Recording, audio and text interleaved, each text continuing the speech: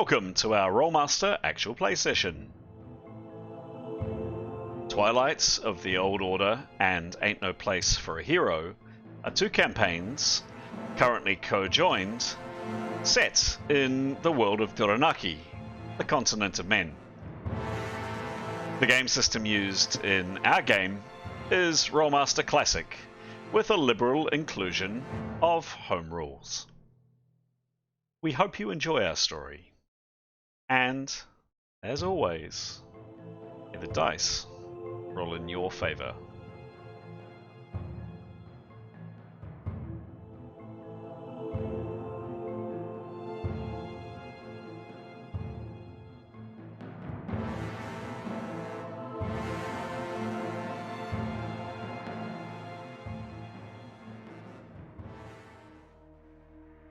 This is episode 112 of Twilight of the Old Order and episode 89 of Ain't No Place for a Hero. The two parties have been reunited in the free city of Jebai Ritana after some 14 days apart since escaping the In-Between, and are now in the middle of a dangerous mission on a forgotten, dismal island. We pick up the story for our heroes in the aftermath of a brutal fight on a jungle path. As they muse on what to do next, potential inter-party conflict looms regarding the execution of a defenceless prisoner in cold blood. Hello, I'm Chris, otherwise known as GM Chance, and welcome to our story. Or rather, on this occasion, stories. Because tonight we have not one, but two campaigns co-joined. Twilight of the Old Order and Ain't No Place for a Hero. In a second or two, I'm going to ask the players of the 12, count them, yep, there's a lot up on screen, the 12 characters up on screen, to introduce the character or characters that they're playing. A couple of very quick notes from me, as per usual. First and foremost, we have a new player tonight. We have Giles, who's joining us. Giles will be playing M.E.R.P. Giles, you are very, very welcome. Delighted to have you here with us tonight. Second, just my usual shout outs to our subscribers and our supporters of the channel. Thank you very much indeed for the kind comments and the general support. The channel keeps growing and we really appreciate the kind feedback that you provide. Next, as I've mentioned a few times now, these two stories, Twilight of the Old Order and Ain't No Place for a Hero, have been running for some time. If you're interested in learning a bit more about what's happened in the stories previously, have a look down below. There are a couple of links to two videos, one for each game, and a PDF document which explains a bit more about each story. Last comment from me, and then I'm going to hand over to the players to introduce the characters they're playing. We got together recently. In fact, the weekend just been. A number of us, the majority of the players in these two games, assembled here in Auckland, New Zealand, as we tend to do once a year, and we had a fantastic weekend-long extravaganza of role-playing. You will see this video, because I'm going to be releasing them sequentially in due course after the videos from that weekend come out. But just as a bit of an explanation, the reason there's been a bit of a delay is there's a lot of material, and it's just taking a while to go through and edit. Anyway, you'll be watching this video by the time the others come out, but just as an explanation of why perhaps there's been a delay. All right, with no further ado, I'm going to hand over to the first of the players tonight, who's going to kick off and introduce their characters and answer one character development question. Graham, take it away, please. Hello. I play, count them, 4 characters across 2 parties. Turning to the Twilight party, first up is a guy called Severin Kaidegard, who is a stocky Northman trained. His profession is a swordsman, and he has spent most of his life trying to master the sword. And he's not bad. He's a charming fellow. Fancies himself as a bit of a leader. Has a tendency to lecture, however. Can grate with too much. If hanging around for too long. His question: how do you handle the moral ambiguities that come with party decisions?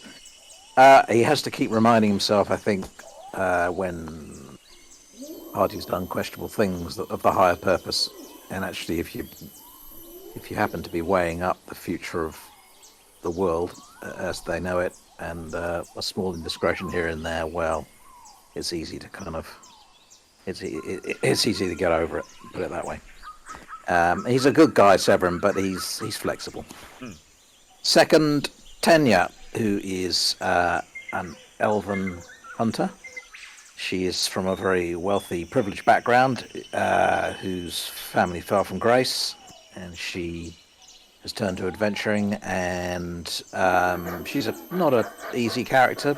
She's a little spiteful, a little bit spiky, but all right once you get to know her. She's a dab hand with a bow, which she has mastered over the years.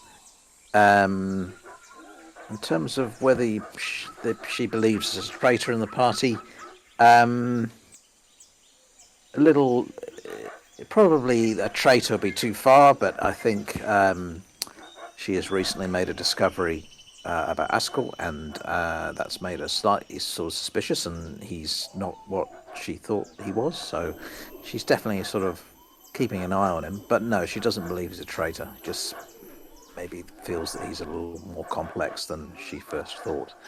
Turning to the hero party, next up is Neathanel, who really is complex. She is an elf.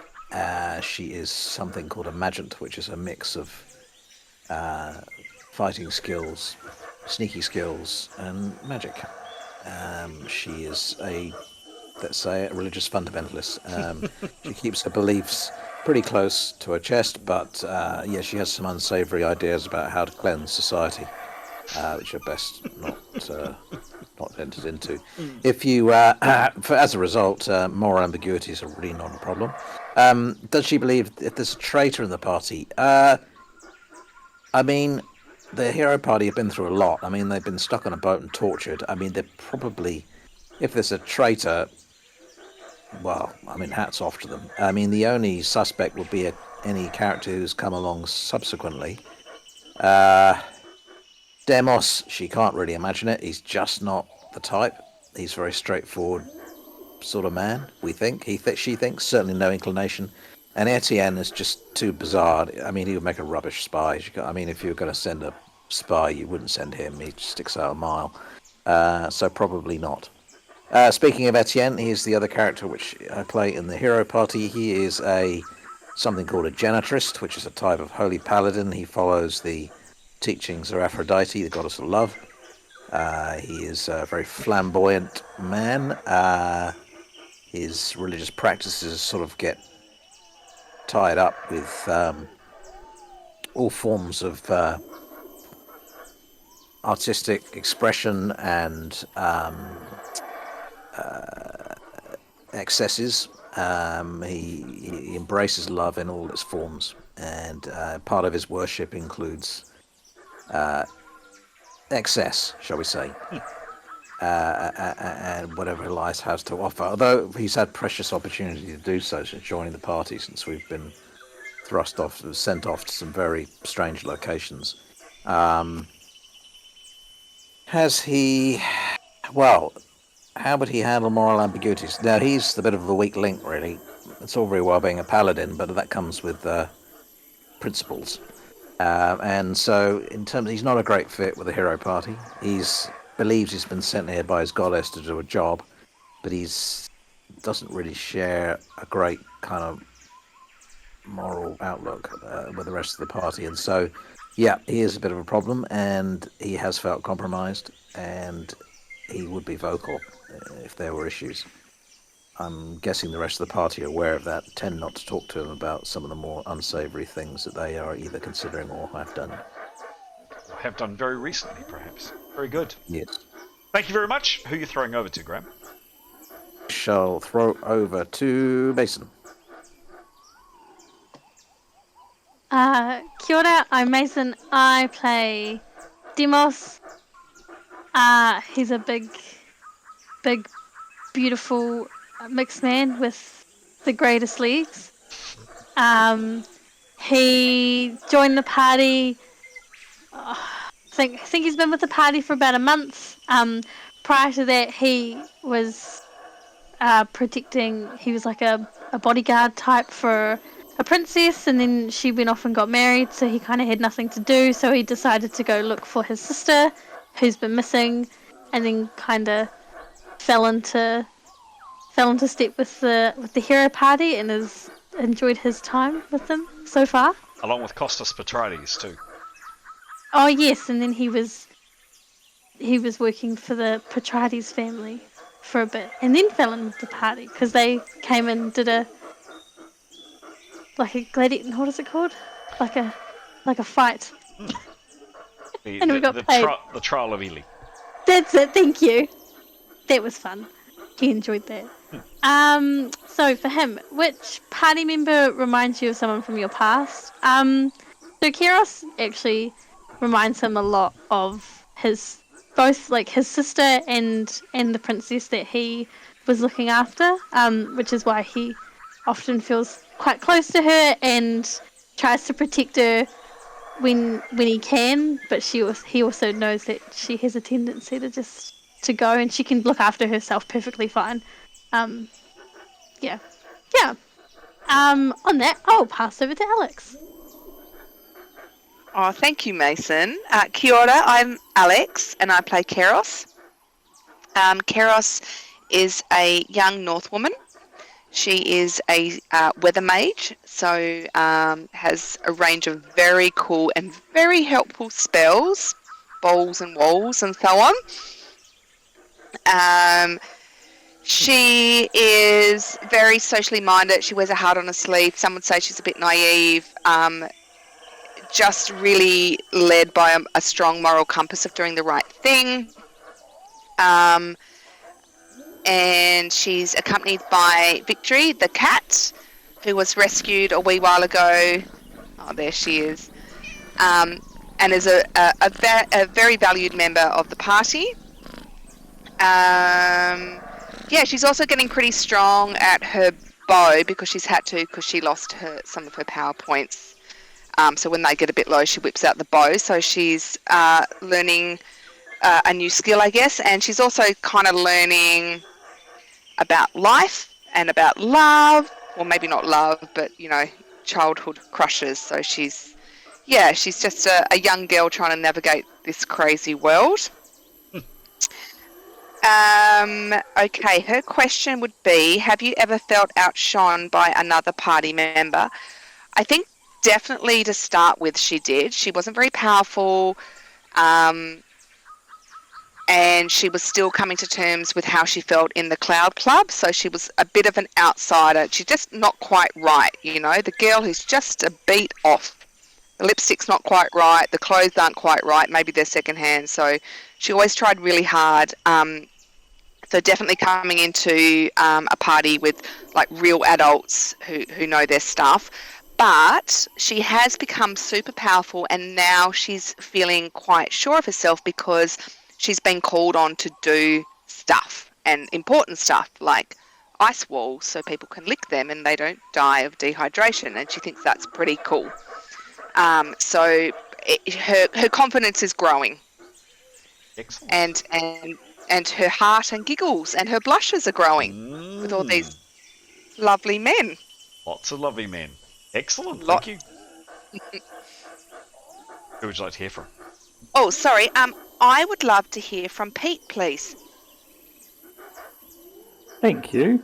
Kia ora, I'm Pete, and I'll be playing, first off, Leif tonight. Leif is a half-elf. He's a warrior mage. which means he uses magic and weapons. He's a really friendly guy, quietly spoken, but sort of really takes a genuine interest in people. And quite a straightforward guy from a very long family. Question for him is, where is it?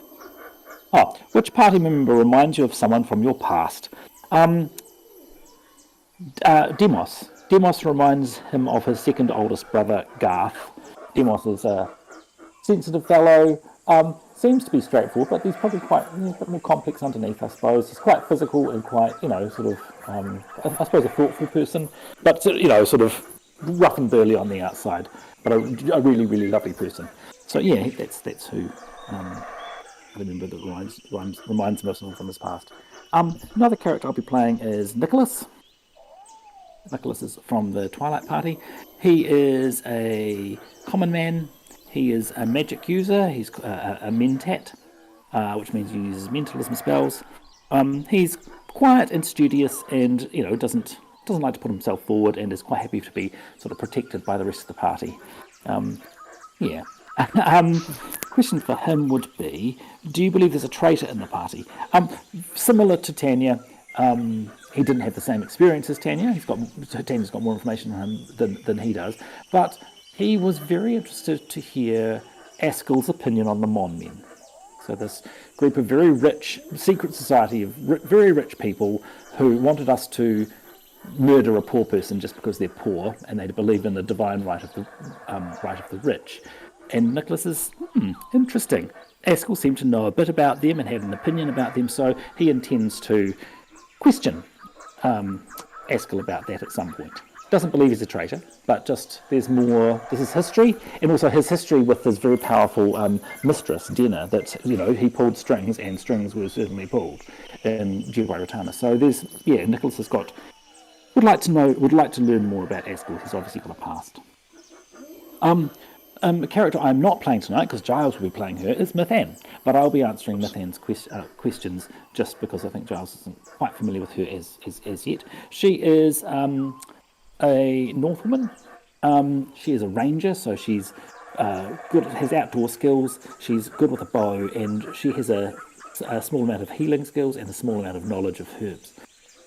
I think she's not a particularly people person, really. She doesn't. She knows who she is. She's fine with who she is, and she doesn't seek approval from anyone. She protects herself, but more recently, as she is coming to want to protect the party, and she is coming to trust the party and want them to like her, or values them more and more. So there's a change there, and that's just due to them proving themselves, basically. Question for her: do you believe there is a traitor in the party?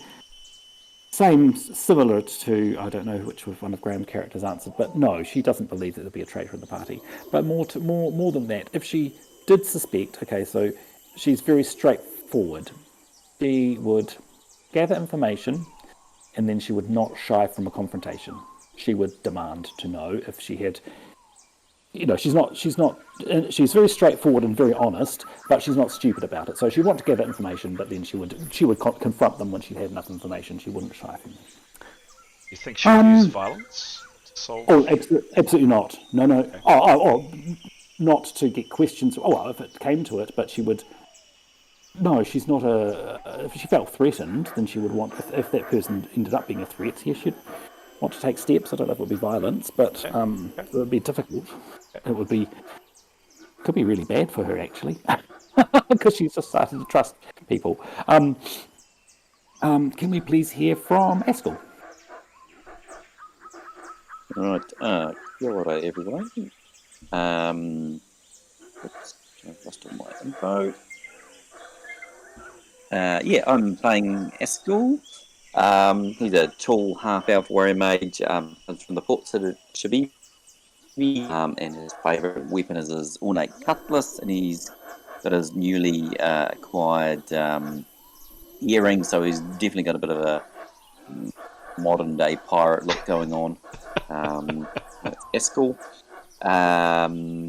What question for him was what party member reminds you of someone from the past? And that would be Jada. There's something about Jada really reminds Eskel somewhat of his dad. Just some of the mannerisms, sort of features that you can see in around the. Obviously, Jada's wearing a hijab, so the eyes and just some of the facial features, sort of thing. Eskel may have seen a bit more of her when they were dispelling the demon. Yeah, and she would have had it her hijab removed. Excellent. Yeah. Cool. Very good. Thank you very much. Who are you passing over to? I will pass over to Gray / Aiden. Hello, I'm Aiden, and I'm playing Gray, who is handsome half elf and beastmaster, with a couple of extra other kind of magical tricks up his sleeve, or lack thereof. He's a strong, silent type, and he's got a bit of a tragic backstory. Pretty much everyone he's ever loved has been brutally murdered, either in front of him or like in the vicinity. So he's a bit of a that's probably why he's a bit of a quiet guy. He dislikes wearing too many clothes,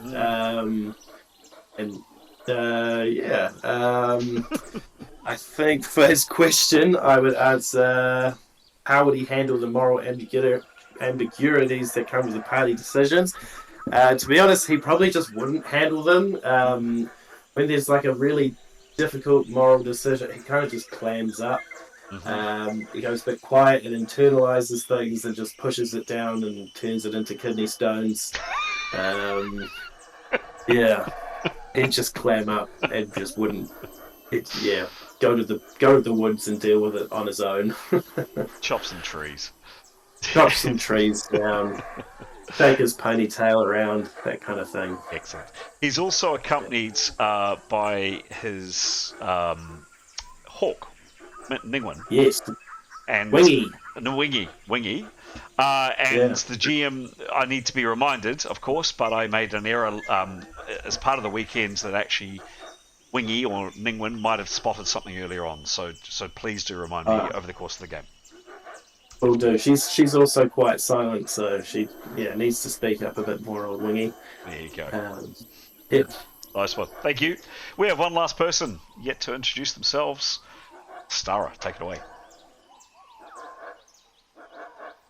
Hi, I played Jada. There she is on the screen. I can't believe Eskel's seen her face. It's very awkward. She's a bit overwhelmed by that thought. So Jada was given to a monastery when she was a baby. She doesn't know who her parents are. She's religious, devout, pious, God-fearing, spiritual, saintly, righteous, and an Arab healer. Which is why she's quiet, always fully robed, and a bit judgy. She's tall, silent, and very deadly with a quarterstaff. Her question: so how does she handle moral ambiguities? Well, what came to mind is there was a situation recently where the whole party could have saved someone, and we all had to think about what we wanted to do. Jada fainted because her brain overloaded. She was thinking, oh my gosh, utilitarianism, we're trying to save the world, deontology, virtue theory, which one? And then passed out. She takes it very seriously. She takes it very seriously. Yes, she's very moral. Tries to convert everyone. It never works. Excellent. Fantastic. As always, extremely well introduced all. There we go, gentle viewer. Those are the 12. There are a lot of them. 12 characters that will delight, enthrall us, and entertain, dazzle us with their escapades this evening.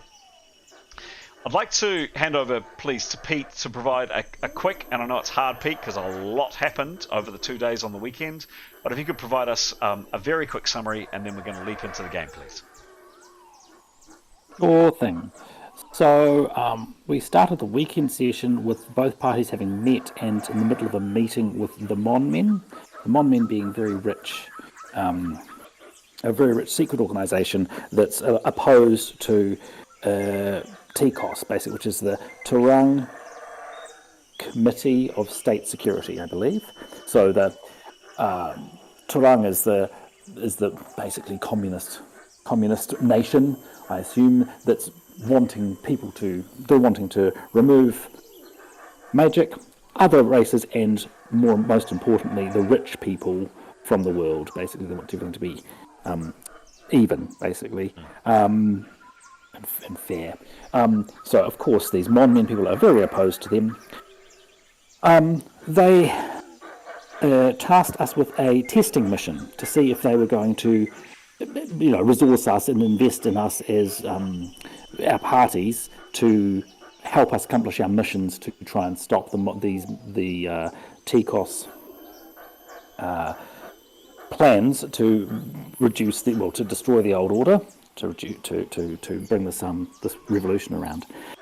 This mission was to go to an island in the south of the Katana Sea, where we are at the moment, called Jewel Island. This has been used as a weapons depot for TCOS. So there's a whole lot of weapons and things stored on this island that are getting picked up by TCOS ships in several days' time. Our mission is to go there, kill the people guarding it, and claim those weapons for the Mon Men, or take them away from TCOS. We sailed on the Mon Men boats to Jewel Island. We landed. So this island has got I think we calculated 2 viable ports, so places where the weapons might be stored or picked up from. So we figured we'd probably investigate both of those, but we wanted to keep a low profile because we're not sure who's on the island. So we landed a wee way away from the northern one of these 2 ports, and we travelled for a couple of days, met some interesting creatures, the troll boars along the way through the landscape. There's a little bit of a fight there. Ended up okay. We came across some odd cocoons and trees, perhaps perhaps the burial rituals of the local people, not sure, and heard some odd spooky noises. Perhaps we're not sure. Those are the bodies that were inside. We didn't see that over the weekend. Here's some spooky noises in the night. I found it a bit supernatural, so perhaps there's a bit more going on here. Another point to note that this island was involved in the Second War of Scarthus. That was part of the history document. So just a note to our party, the Second War of Scarthus did involve necromancers, and so there might be remnant dead people on this island. We might be facing undead at some point. Who knows? So we made our way to the northern settlement and we sort of skirted it. It didn't look like a military operation in the slightest. There was a ruined tower, which I think that Jada pointed out was interesting, to a degree, there. But this northern village was certainly not what we were expecting to see as a military fortification. I mean, it could be a cover, who knows. We skirted that and we were heading for the southern one, down a very narrow path surrounded by jungle, when we came across another group of armed people.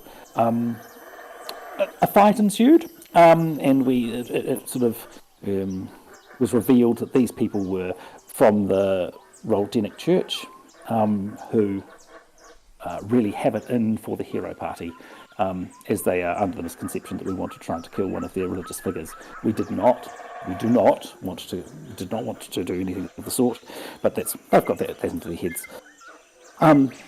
The fight was quite bloody. One of our Jada was shot badly and lost one of her character death saves, but has since recovered. A lot of them were killed. Some very very handy ice cold balls from Keros, some good wall action, and some good fighting. Just plain good old fighting. Some very nice phantasms from Grey that distracted them.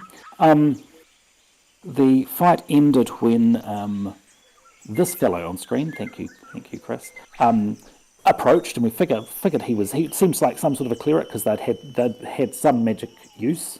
There was a light spell that stunned a character or so used on us. He approached with a weapon, but perhaps judging the fight to be fairly turning against him and the Roldenic people, he blew a horn and sounding their retreat. So we think they came from the south. They know we're here. They've seen us. We don't know how many there are of them, so they are a threat to us. After the battle, a few things happened. Some villagers approached from coming down the path, just chatting away, and Tanya and Demos and can't remember, one other person I think it was Etty maybe, had a bit of a talk with them about who's on the island. It was a wonderful talk, and we established that that village did seem to be non-military. They didn't know about any visitors on the island. Maybe rumours of some, but they were quite mystified why anyone would want to be here.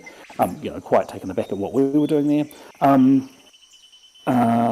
We established that one of the people in their village, Malos,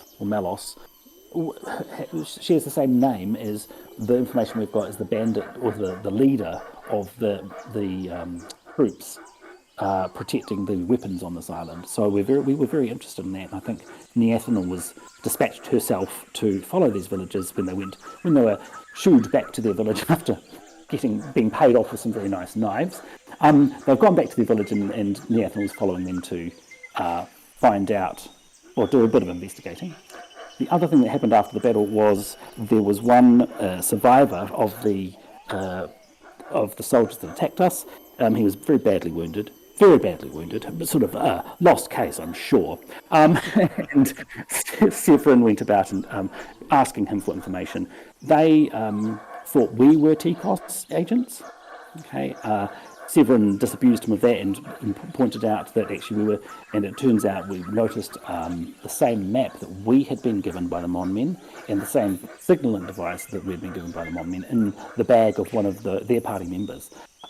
So Severin was very good at pointing out to this soldier, this dying man, that we'd both been sent on the same mission by the Mon Men and that we were on the same side.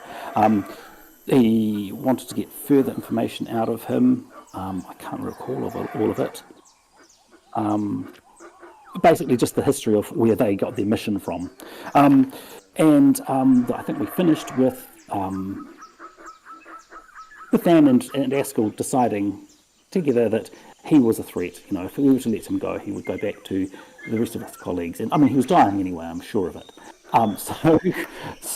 Mithan's healing of him wasn't going to save his life. It wasn't sufficiently powerful. So Mithan was particularly, I think both Mithan and Askell were keen to remove him as a threat, and they did so.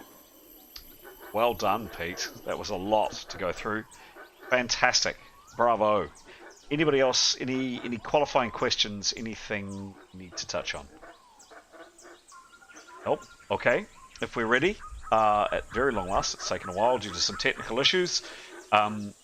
We'll start the game in a second. Just very quickly for this first little bit, because of the slitting of the throat business and the fact that Mithan and Askell were overheard, not that they know that, but were overheard by Jadar, Gray and Demos, we are going to, Pete, ask you to handle Mithan straight off. We think it's a little bit unfair. I think it's a little bit unfair to pass that over to Giles straight away. To roleplay that out, if there is any role-playing, and then Giles, you're in the driving seat from there. Any last qualifying questions by anybody before we start the game? I think we're good, but tell me if so. Going once, going twice. Let's start the game.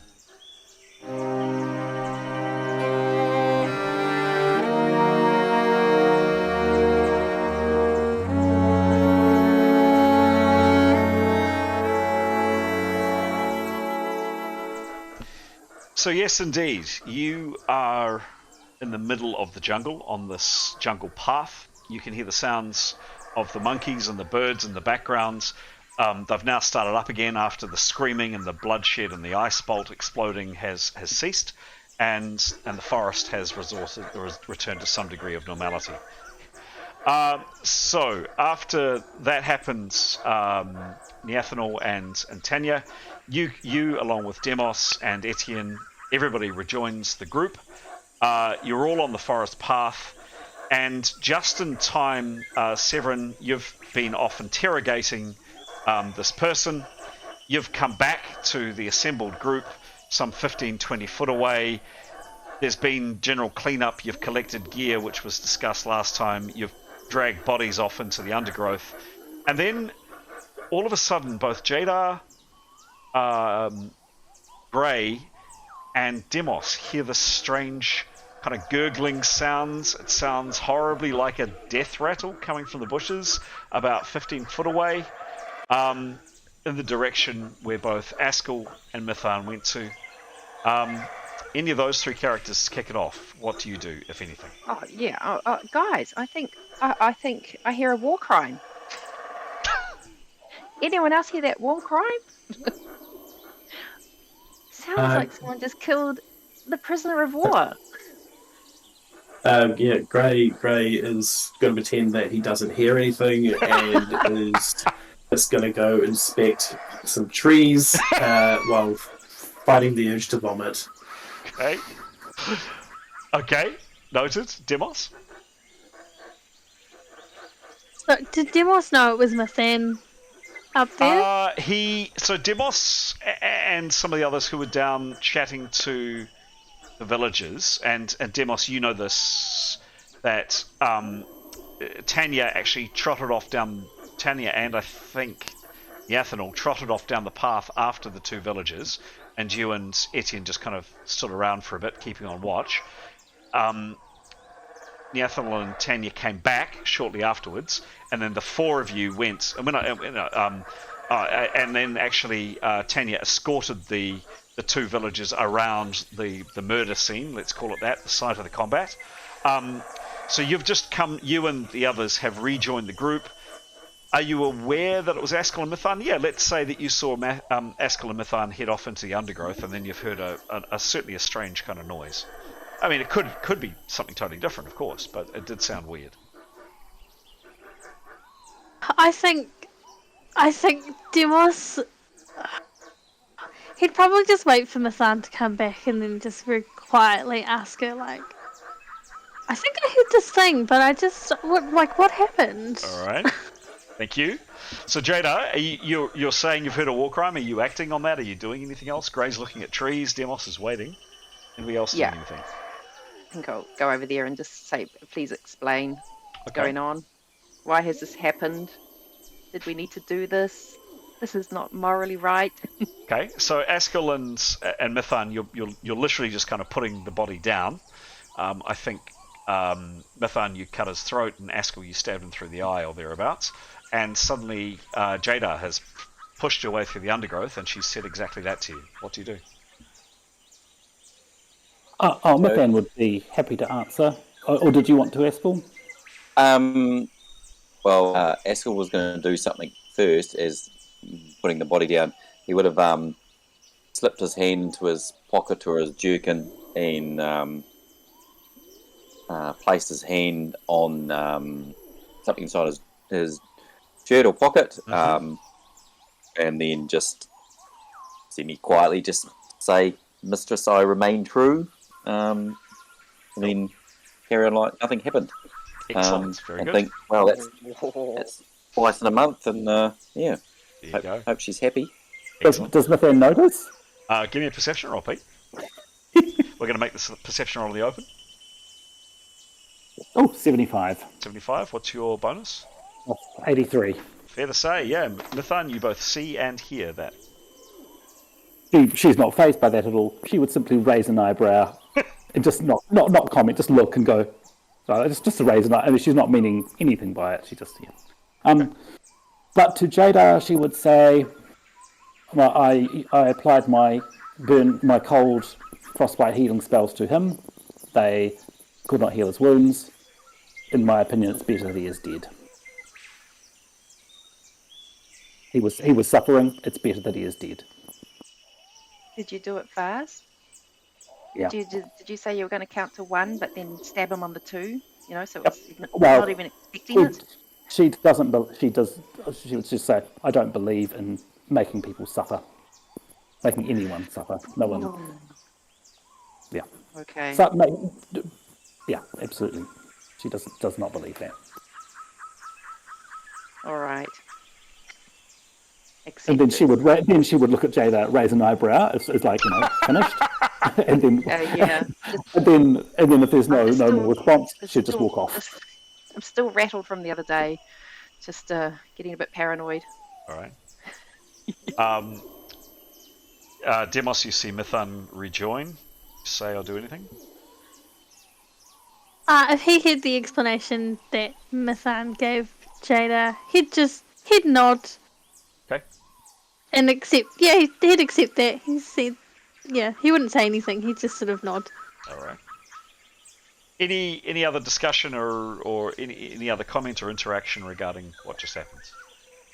Maybe next time, just let me do some prayers beforehand so that his soul can be saved by the truth. Give him a chance to convert before he dies, guys. Yeah, sure, whatever you need. Mm-hmm. As I say, Eskel would probably, obviously not having fully what's happened, but just checking the individual, the body, just if there's anything useful or clues or Sure thing. that sort of thing. Sure thing. Yeah, I'm not sure if you've done that No, previously, but good call. No, you have. You've thoroughly searched everybody. But yes, good call. Cool. Thank you very much, one and all, for that little interaction. Giles, you are now firmly in the driving seat. What happens? Tanya and Niathanel have come back. You're all on the path. You've done your cleanup. You've searched the various bodies. I understand that you're taking... I don't think you mentioned you were taking any weapons. Are you taking anything else that you found on these bodies? Any comments, any interaction? Should be aware. We got the map and the wand, the rainbow ring, the purple gem, and the silver tree pendant that we thought were of interest. That's one thing. Also, sorry, Leif would seek out hit point healing from Jada or Mithan, probably Jada first, to see if he could get some hit points healed, because he's feeling woozy. Sure, yeah. I assume Eskel's injured ankle is strapped as best it can, because that was done quite early piece, wasn't it? No one's had a go at it, but you could.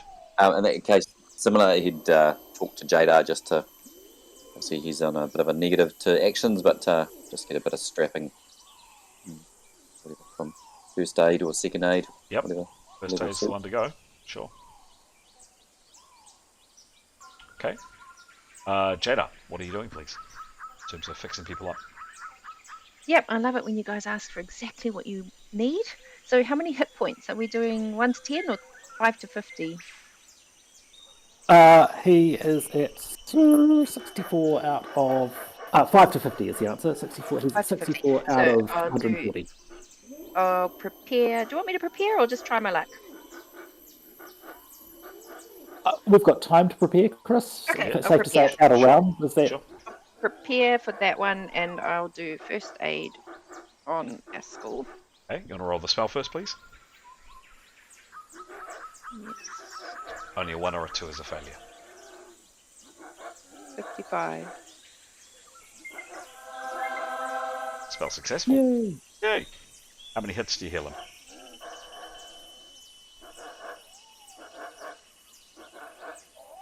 Or it's 5 to 50. You just roll again. You'd be able to go exclamation mark R. 5. Oh, hang on. Exclamation mark R. Yeah. 5d10. 5d10. 32. So we're rolling 5 10-sided dice, so minimum result is 1 on each, which is the 5. maximum result was 10 on each, which is the 50. 10, Oh, thank you so much. 32. Did he hit 2 hits? 48 plus 32 puts him on 80.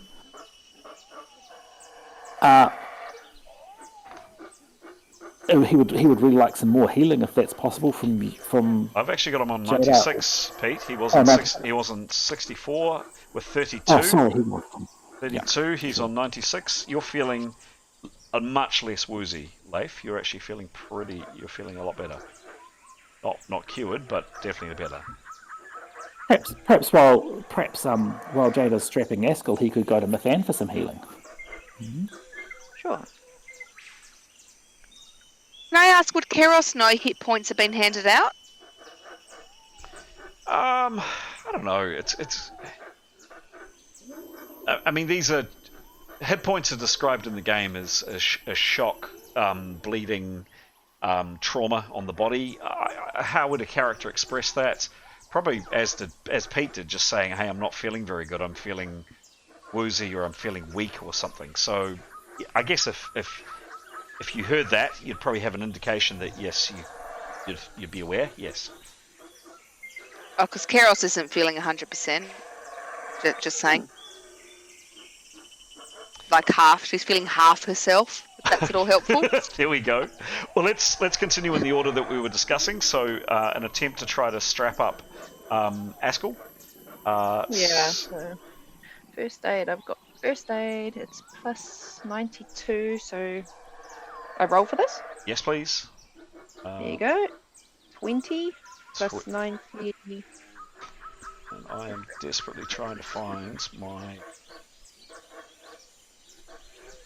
Sure, I put it somewhere sensible. Just 1 second while I find my little healing charts, unless somebody has it to hand. First aid tables, lovely. No, those are the old ones. That's right. Just 1 second, please, Jada. Just hold that. Those thoughts. Final.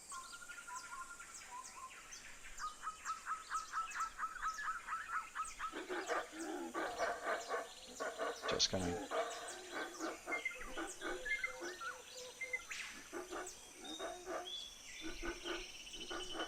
Here we go. Healing. Sorry for the delay, folks. There we go. It's gone onto that screen where it shouldn't. Here we go. Alright, let's try again. 20 plus first aid of...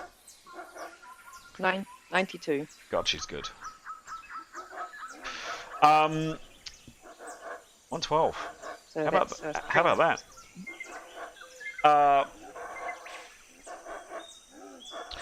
The broken bone is correctly set or well immobilized.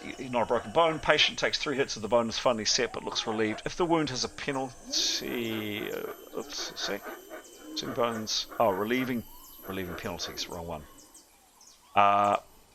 If the wound has a penalty... I thought he had a sprain. Yes, he does. I read the wrong one. Good. Oh, good. If the wound has a penalty of negative 15 or less, you lower it by 10. Injuries.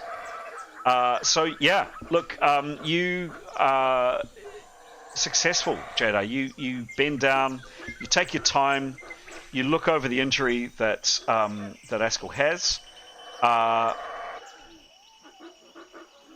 and yeah, you manage to strap it up. Askell, you no longer have that -5 on you. Good as new. Good as new. Well strapped. Thank you, Jada. My pleasure. Other actions, guys. Oh, hang on. I get to do my little... Ready? You ready? You ready? Are we... Keep talking, guys. What happens next?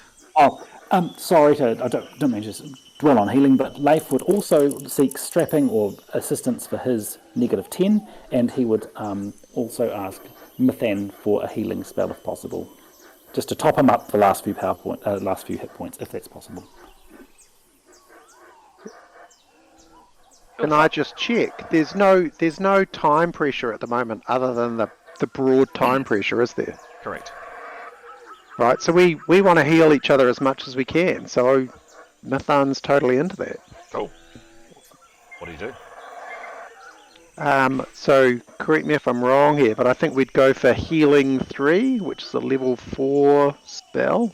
I can't tell how many power points Mithan has from what the information I have. Oh, sorry. I'm sorry. I just should have given you that. She's got 27 power points left. Okay, so it looks to me like Healing 4 is definitely the way to go. I'd use. In this. Well, hang on, don't we just want to use First Aid? Help me here, Pete. Yeah. Sorry, Pete, you can explain. Oh, I think so. First aid is the whole fixing the body, like just normal bandaging and things like that, stopping bleeding, and obviously what do we call splinting or whatever Jada just did to stop the sort of strained muscles and things. The spells, so like was explained before, hits are your body's capacity, I suppose, to take damage, and that can either be restored through herbs or spells. First aid doesn't restore. Or time. Or time. Okay, in which case I think, and correct me if I'm wrong here, Pete, that the sensible thing to do would be to cast a spell to do that. Yes, please, because we've got finite herbs, and I think we'd use herbs for emergencies. Personally, yeah. So And the there's spell you time, said is the one I would use. So I'd use Healing 3. Cool. Yep. So And although I know how to roll the dice, Chris, I cannot figure out how to do it while I'm in this bit of. So that's another thing we'll need to figure out at some other time. So someone's going to need to roll the dice for me. Okay. It's proof I'm not an AI. Can someone roll the dice for Giles, please? Oh, I'll do it. Go for it. Hey, you go, Jada. You're the healer. Oh, does someone else want to do it? No, 26? it's a success. Only with It's a success. with preparation, because you're under no time pressure. You would have waited 40 seconds, and the spell is successful. First thing I've done, and it's a success. Yay! Start as you mean to go on. I just want to notice that I've got a 100% success rate at the moment. I just want to notice that. Gorgeous. How many hits is he healed, please? Well, if you're asking me as many as possible, if we have to roll the dice, someone will need to do that for me. I'm not sure on the spell. Help him out, Pete. I'll say Healing 3. It's 3 to 30 concussion hits is what it says, but I don't know what that means. Sure. So someone star again, please. 3d10. Exclamation mark R space 3d. There we go. Lovely. Awesome. 12. Thanks heaps, Mithan. Thank you, Mithan. Leif, your hits were 96. They've now gone up by 12. You're on 108. Awesome. Thank you. Can Carols have some of that love? No, I was She's going to feeling say, can I have a chat? Yeah, can I have a chat to Jada and say if we have time, don't we want to get as healed as we can while we can? That makes sense. Yes, we do.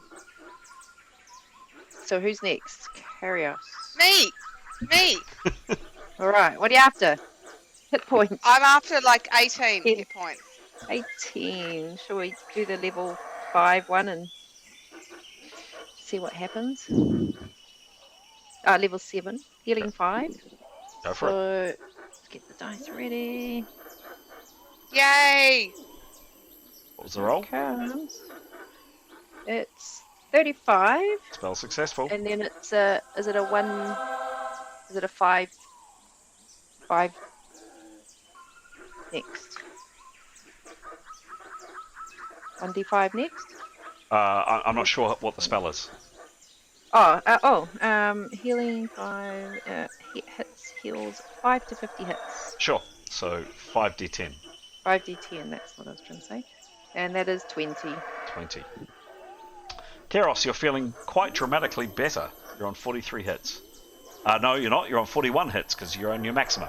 No, I think the GM said 43, so I'm going to go with that. The GM is never wrong. GM is frequently wrong. Thanks so much. Anything else, guys?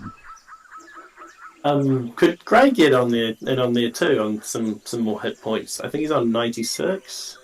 Gray is But he should be on 117. No, Gray's quite a bit down actually. He's on 78 out of his 122. Oh, goodness. He took Okay. a couple of blows. He did. Sure thing. Same thing. Yes, please. Levels. Yeah. Level 7. Here we go. 98. Hey, Ooh. nice one. Well, How many has he That'll healed? And then right up. 31. ooh, Nice. nice. Nice. So 78 plus 31. Gray, you're feeling remarkably better at 109 hits. Just a little My turn, curtsy my and a turn, my bow. turn. Thanks. And Tenya kind of shuffles awkwardly over and says, I'm feeling a bit weak myself. Okay. Do you want the same? How many hits are you missing? About Big one? 20, I think. Yeah. Let's go healing. 5. And that is 47. Spell successful again. And 26. Oh, thanks. 6. You're back to 74 plus 26. You're on 4 hits. Tony, you're feeling remarkably better. Thanks, Jada. Again. Please do keep track of XP. Of power points. Leif would also be in line for some strapping. His description of his wound is foe receives minus signed wound plus 2 hits. Foe is at -10. Is that first aidable? I think you could probably heal some of that depending on the roll. A side wound's pretty hard, but let's see how Jada does with her strapping roll to kind of If she bind that doesn't up. mind. 49. 49 plus what's your... And, 92 for first aid. Plus 92. Goodness gracious. So that's... It's not an absolute success. If an absolute success, I might give you a bit higher. Best you can get, Leif, is knocking that down by 5. So you're on -5 rather than -10. That Thanks, Jada. that -5 will dissipate over the next few days. Thanks very much. Cool. Most of you are feeling dramatically better. Some of you are a bit the worse for wear still, but most of you are feeling dramatically better. What do you do? Severin asked, we found these items. Have they any properties that we may be of interest to the party? So this is attunement we're talking about. Is that me? With someone. It's me. Did we decide attunement took hours? Yeah, Because I don't We got think hours? we should wait. No, Oh, we don't. okay. I think that's a nighttime activity. All right, personally. that's something to look forward to this evening then. What time of day is it? Sorry. yeah, good question. So it's morning, it's mid-morning, it's a bright sunny day, and the monkeys are out and having a great time, as you can hear. So Tanya will volunteer some information. She caught up with the villagers, and she was a little concerned because they dropped the name Malice into conversation. And of course, we know that we are looking for somebody called Malice, who is one Malice Ormelian, or the Black Baron, who is actually the contact of the Tikos, and is the man who's going to be there awaiting the transport vessels. He's an older man with grey hair, often dressed in fine clothes, a deadly foe with a rapier, one of the best swordsmen in the South. Tanner. So that obviously prompted Tanya's interest, so she went back just to talk to the villagers, and that was a really underwhelming experience. But nonetheless, he did ascertain that the malice that they're talking about is bald, smelly, and enjoys sheep as a pastime, and is currently to be found floating on Trout Lake and a coracle fishing. She took it that possibly wasn't the same guy. However, just wanted to tell the party that in case they had any concerns. And as a sort of segue into what's next, because we know that the shipment's coming, and we know probably there's only two locations it could potentially come in. One is the village that we've passed that we didn't think looked like a likely storage place for armaments. Could be, but it didn't look very likely. And the other one that we were on our way to check out is Deep Cove. So that's presumably where our friends, the Roldenic warriors, have come from, and who are also looking at the TTP, which suggests that they haven't found anything where they are, perhaps. So some thoughts on where next?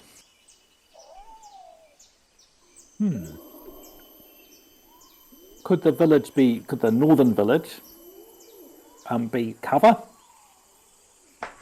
I mean, it's possible. I mean, yeah. I mean, it didn't look likely, did it? But it could be. I mean, potentially. I mean, your judgment of the inhabitants, would they? Well, they were. Maybe. I mean, they were quite impressed to see a knife, weren't they? So, I mean, if they were sitting on an armory, that presumably they wouldn't have been impressed by a knife. If they were sitting on an armory, would they know it, though? No, well, maybe not. I mean, that you can get a boat in there. I guess now Tenya thought it probably felt unlikely, and given it's a good 3 hours back to the village, she didn't. We talked about, she thought about going back with Nyathanol to check it out, but that's like 3 hours down the road, and so by the time she got back, the day is gone, and she didn't really feel she should do that without consulting the party. Can I just check exactly where on the island are we? We are on the path that between the Good Hope village, which is the dwelling marked close to Safe Harbour, and that runs alongside Trout Lake. With a path that leads south of there. We're not quite sure how far along. Have we crossed the river, Chris? No. And can I check where is this smelly guy fishing? Trout Lake. So he's somewhere down on his coracle on Trout Lake. Okay, so I think Mithane, and correct me if I'm wrong here, Pete, but with her reasoning skills, would probably say, and she's quick, the sensible thing to do would be for Mithane to zip down and check this guy out, while the rest of the party head towards Deep Cove to check out the second possible spot where this shipment could be. And Mithane could go look-see and then come back and join the party. So I think that's what she would suggest to this crew. And she probably feels a little bit like she needs a bit of time out, having just been questioned about her prior actions. So it has a sort of secondary benefit for her. I'm interested in what you think, Pete.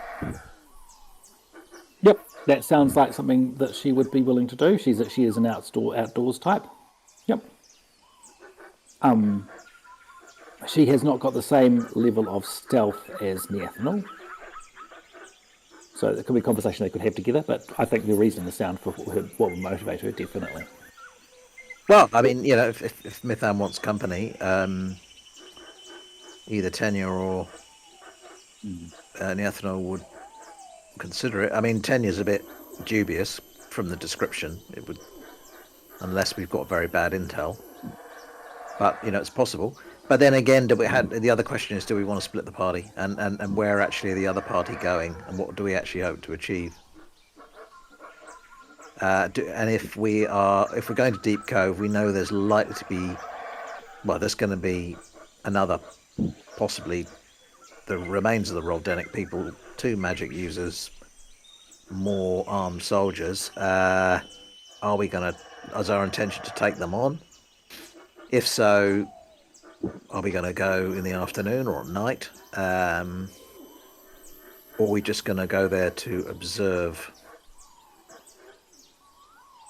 Or are we actually better triple checking safe harbour as a group? What do we I think? reckon we stay together just in case there is a traitor. Yeah, Keep eyes on each other. Traitor. Don't trust anyone I anymore. don't want all the healers we can have. In case they get shot with more arrows. How come Mithan wants to go off on her own after just killing someone? Okay, so I think Mithan's answer to that would be this is the reasonable course of action. For a traitor. You're making assumptions which are based on nothing. We go to Deep Cove. You want to take Askell with you? Let me guess.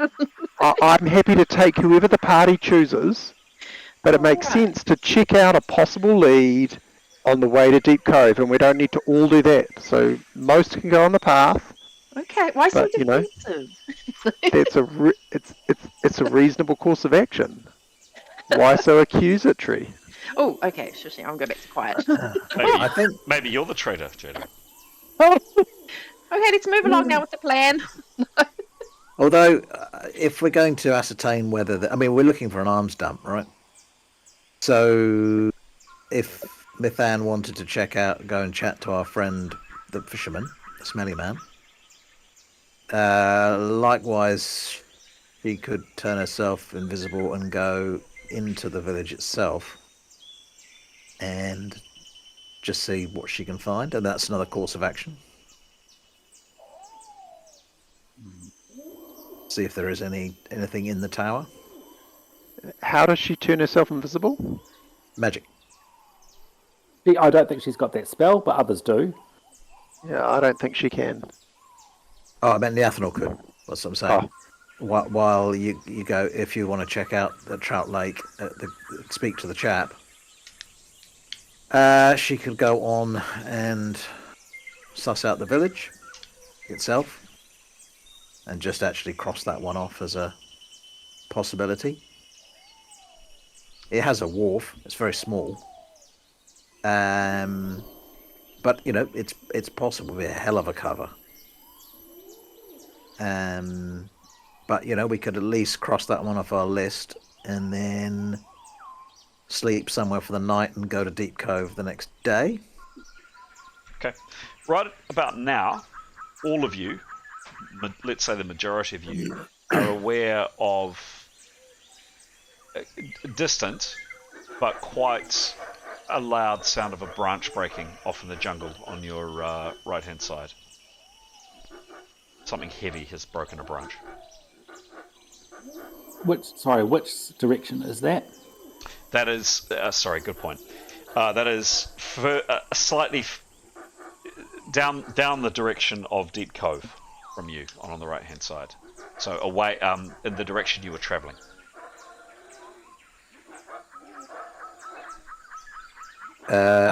Nicholas would cast Presence. Okay, give me a roll.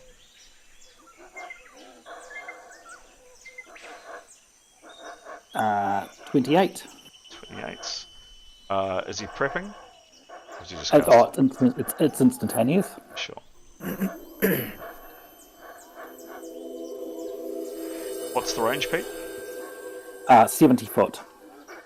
Within 70 foot, there are 12 beings. He would murmur that. That's us.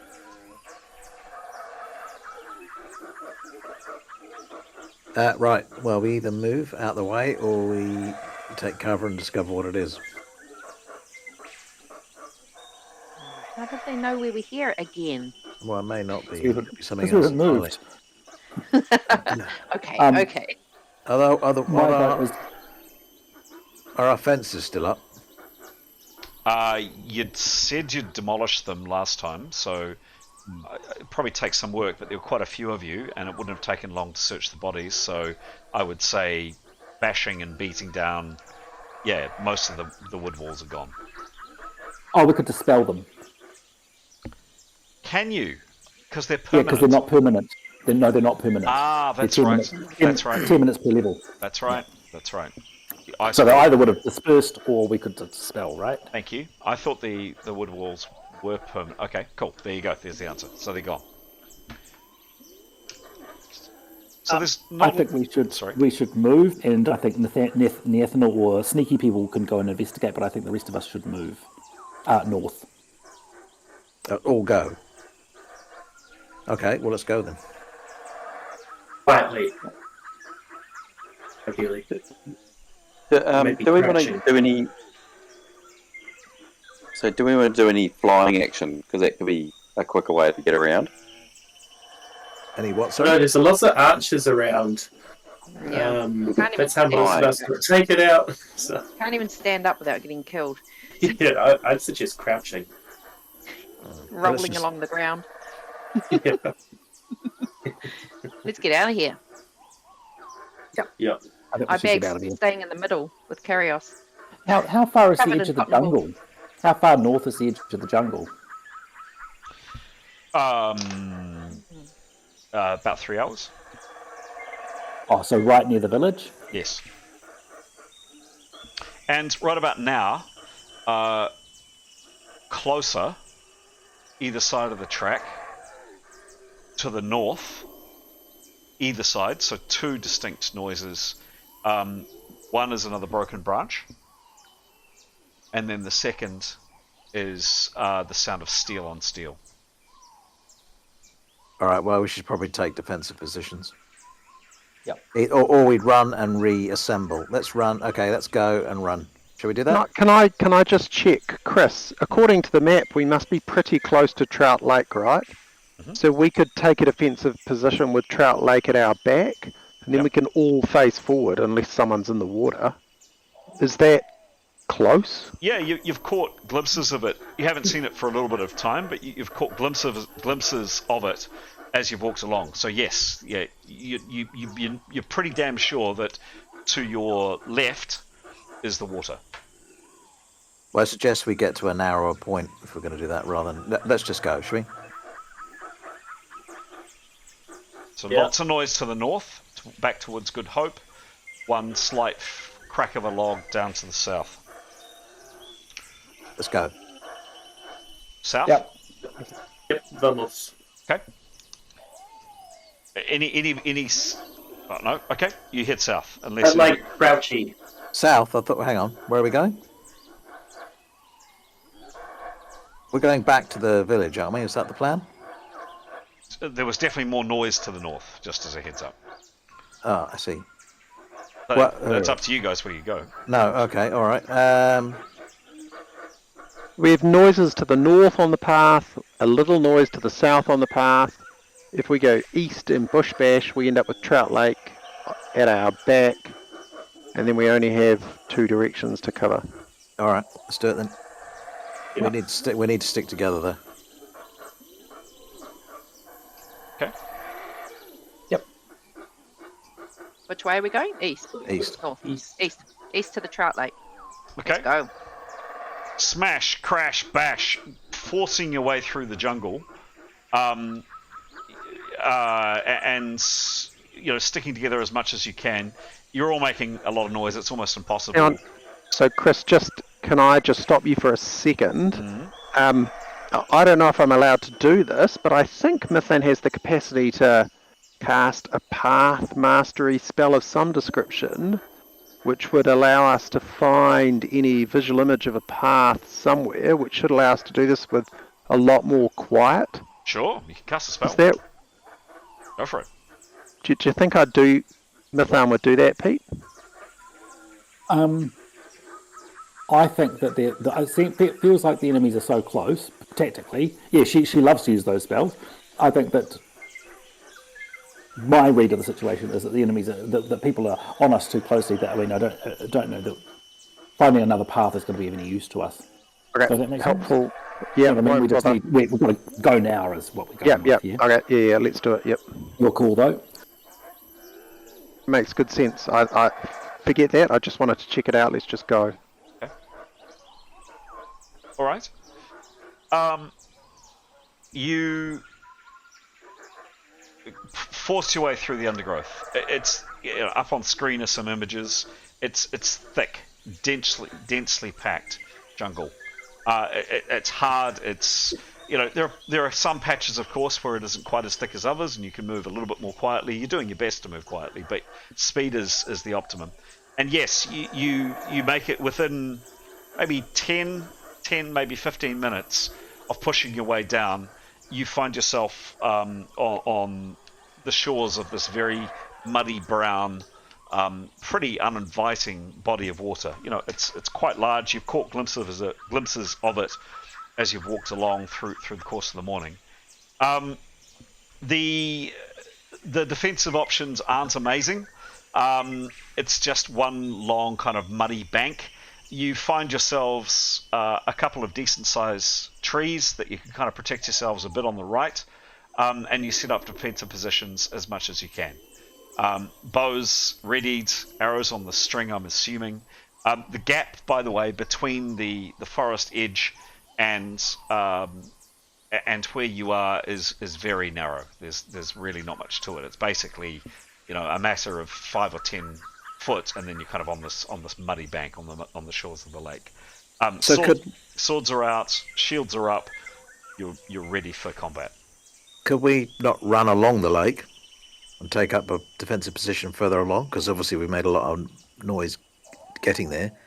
But were we to run along the bank and then take up defensive positions, so we were about, say, I don't know, 100 feet away from where we made the noise? Sure. I mean, are you asking me or the rest of the party? Rest of the party. It's a super good idea. Yeah, Let's do that then. Okay. Whilst doing that, Leif would like to look out at the lake and see if he can spot a coracle. Give me a perception roll. Last. 43. 43. It's coming.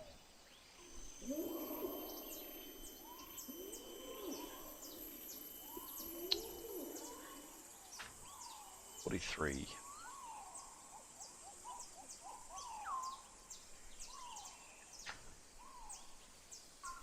What's his bonus, please, Pete? Plus 51. It's a pretty big lake, big body of water. It goes on for several miles by the looks of it. He can't see anything. Cool, thanks.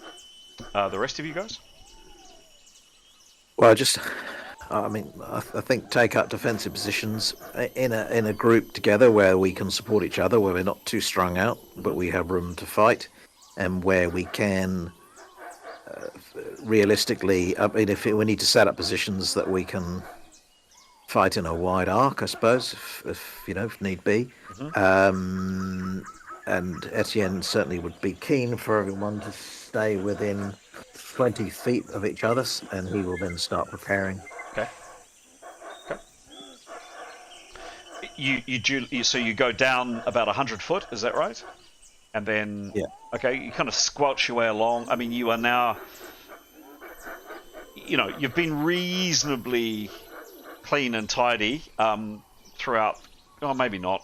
We're trudging through the open country. You are now absolutely filthy. The stinking mud is coming up on your boots. You squelch your way along. You're a mess. Spatters of it go everywhere. You're filthy.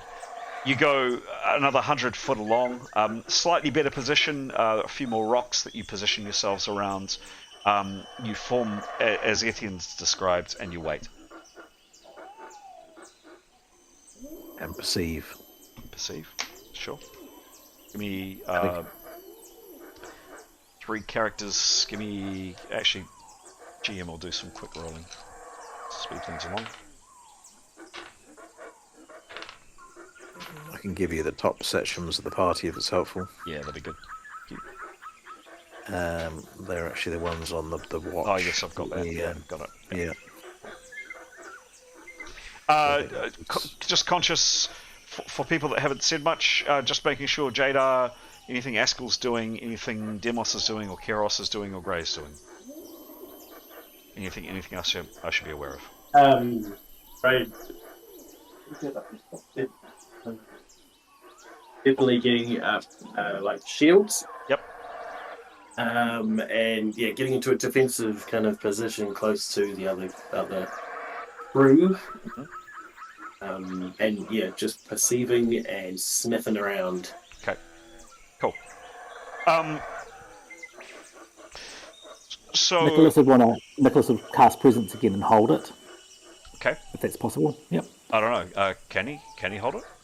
Yeah, it's concentration. Okay. Anything else from anybody else? I'll prepare a shield. Cool. Anybody else? Yeah, I mean, Etienne, once he's fully prepared, will hold that spell until he knows that there's people coming. I guess one of us should probably keep an eye on the bank as well, in case they're running down the Sure. lakefront. Demos, Kiros, Askell. Eros has her bow and she's ready to drop it and cast if need be. Cool. So everyone will start with his bow out on this occasion. Okay, cool. You wait. Some 15, 20 minutes. Etienne, your spell lapses after a while. Your spell preparation lapses and you need to start again. I won't go into the details around the rules on that, but basically you need to find it too hard to keep kind of holding tense, but you're ready. About 15 minutes later, a couple of you, in this case Neathanel and Mithan, pick up very distant. You can't pinpoint exactly where. You thought you might have heard some voices, and then there's some branches cracking to the north, and again you think you thought you heard maybe Mithan, some steel on steel, and then nothing. You wait for 20 minutes, nothing. 40 minutes, nothing. Anything after 40 minutes, guys? No one's come. There's no sign of anybody approaching. You haven't heard or seen anything for 40 minutes. Have we crossed the river that goes to Trout Lake? No. I think I'd tell the party about what I thought I'd heard. Okay.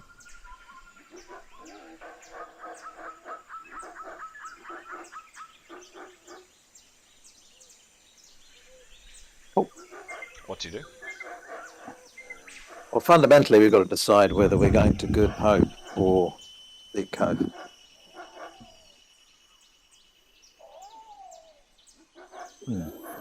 Opinions. I feel like it's more likely to be the one that we have been to. You say that we haven't been to? Yeah. Except that's where the Roldenic people came from. We're thinking. That's a good point. Unless they were dropped off at another part on a coast somewhere else, like we were. Don't we also need to rule out that this chap isn't the Baron in good disguise? What if they had all the weapons on them and they were ready to leave? Who? They're Roldenic. They've been sent to on the same mission we have. How do we know? Did we ask them if they'd already found it? Yeah, we forgot to ask. No, because they thought we were the CTP. Remember? True. Okay. Well, I mean, my vote would be to check if there's any doubt with a village that we're quite close to. Yeah. And if there's any doubt about Malice, we may as well do that while we're close to it, or closer. Agreed.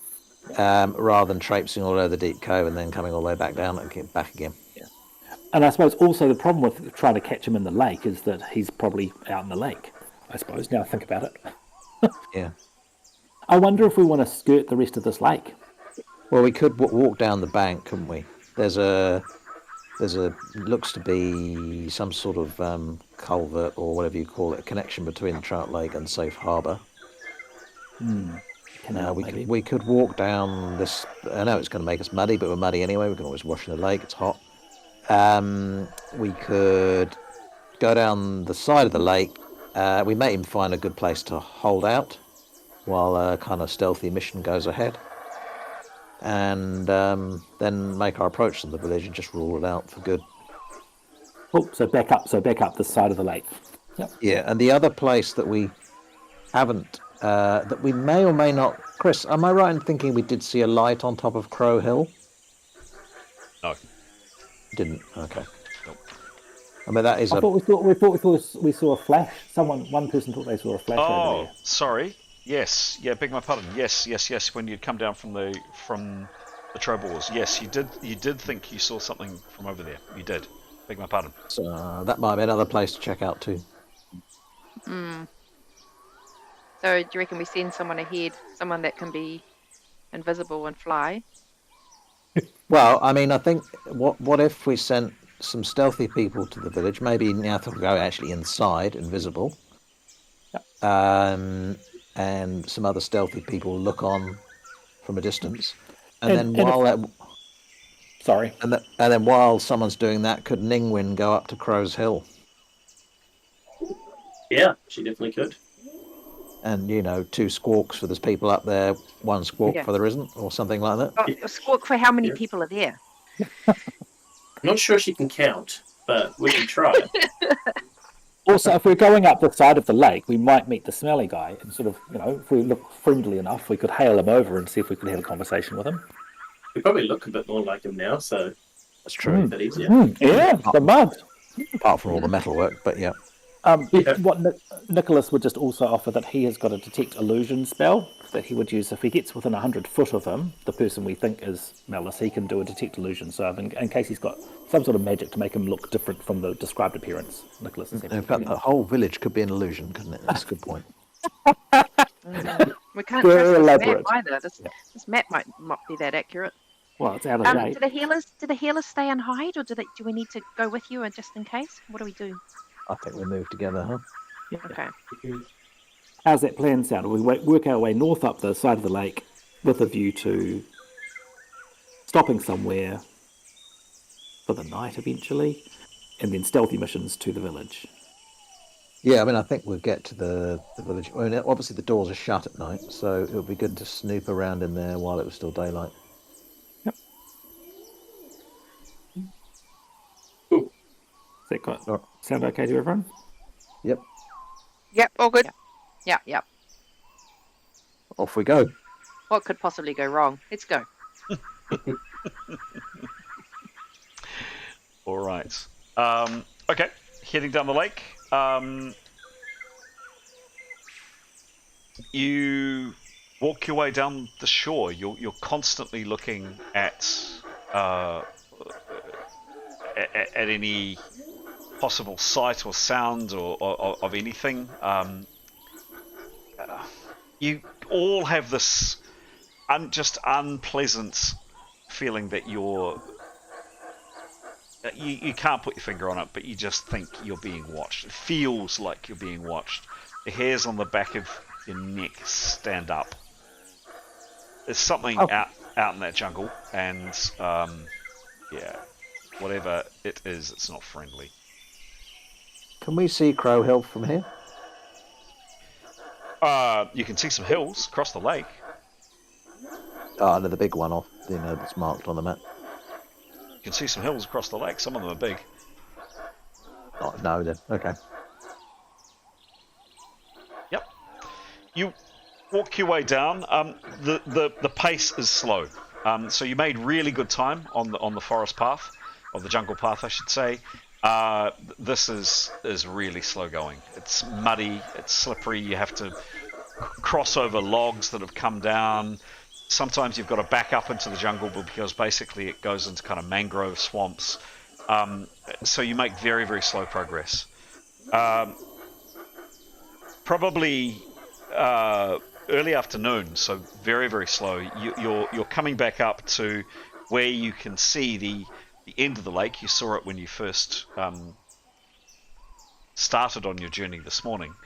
The end of the lake narrowing, and for some of the more perceptive amongst you, you catch in the distance the sign, the sight of smoke from where you approximate the village to be. It's perhaps a mile, perhaps a mile and a half further along. You're guessing where the smoke is rising, and as you get closer to it, yes, a number of you now see these kind of wisps of smoke coming up. A little bit further on than that, a number of you point and notice that yes, indeed, there is, and you're checking. Oh my God, was that something in the forest? What is that up ahead? Is it definitely, is it the smoke from the village? Is it something else? But you're also looking out to the lake, and sure enough,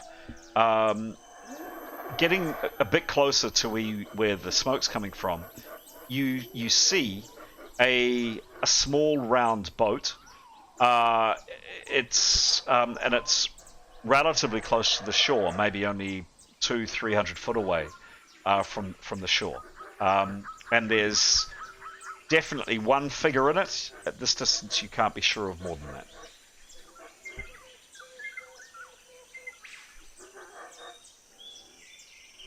I think 12 people might put this guy off a little bit.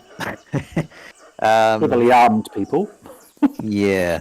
I reckon we could do a couple of things at once here. There could be some who could talk, one or a few talk to the bloke, and maybe the others go and look at the village. What do you think? And some others hide. I'll hide. I'll hide too. Yeah. Yeah, just Nicholas, hide. So, Nicholas I mean- would offer to go to talk to the bloke so he can do his detect illusion spell. Nyathana would offer to go invisible into the village. She would want some of the stealthy people to observe the village while she was in there. So Tanya volunteers for that. And if there's anybody else who's particularly stealthy is welcome to come. I think Gray's too stealthy, but he could go and sniff the guy, see if he could smell anything on any kind of, I don't know, skullduggery.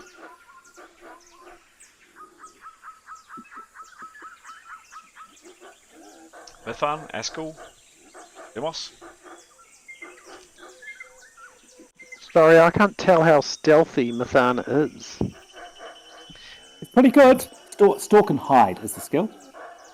Okay, so I'm looking for stealth. So stalking. In which case, Mithan would be pretty happy to go with the stealthy group. Yep, and stealth it up. Cool. Yeah, Askell's a little bit in stalk and hide as well. He could go and do that too. But as long as there's not too many of us going down, I guess. So he's happy to either go or stay. Oh, actually, Gray's got quite good stalk and hide, so maybe he should go. Plus 80. 80? Yeah, Well, that's quite good, yeah. it's quite stealthy. Yeah, okay. He'll go there. Askell's only got plus 17, so maybe he'll stay behind. Good, so your Mithan's 73, so should probably stealth it up. Yeah, and Askell will stay behind. Tanya's 131, so I think she'll go. Whoa! And Other consideration, I she's reckon, is if we're going to try and hail this boatman, is language. Is what language? Because it was South Tongue, I believe, that they spoke. So everyone's got earbuds, right? Ear cuffs. So we just need to. I think there's one thing we should just think about. The person to talk with him should either speak South Tongue reasonably, or perhaps a variety of languages, or have those earbuds. Severin speaks South Tongue 8. Cool. Etienne does not. I think Etienne will just stay out of it and will probably be one of the people who takes up in the forest somewhere where they can observe the lake and establish a place where we can all meet up afterwards. Leif will join. Okay, cool. So And Demos? Demos will probably stay put. Okay. Yeah. He's not. Yeah, he's not a very good talker. He can speak a couple of languages, but he's not. He's not the greatest talker. So yeah, he thinks he'll stay put, and just I guess keep an eye out in case anything untoward. Well, I guess we want to happens find an next. obvious spot where those that aren't doing anything can rest up, and where it's obvious to meet again, and then so we can meet back here and however long it takes, but within a couple of hours. And presumably you'll keep an eye on the goings on the lake. Yeah. Okay. Yeah.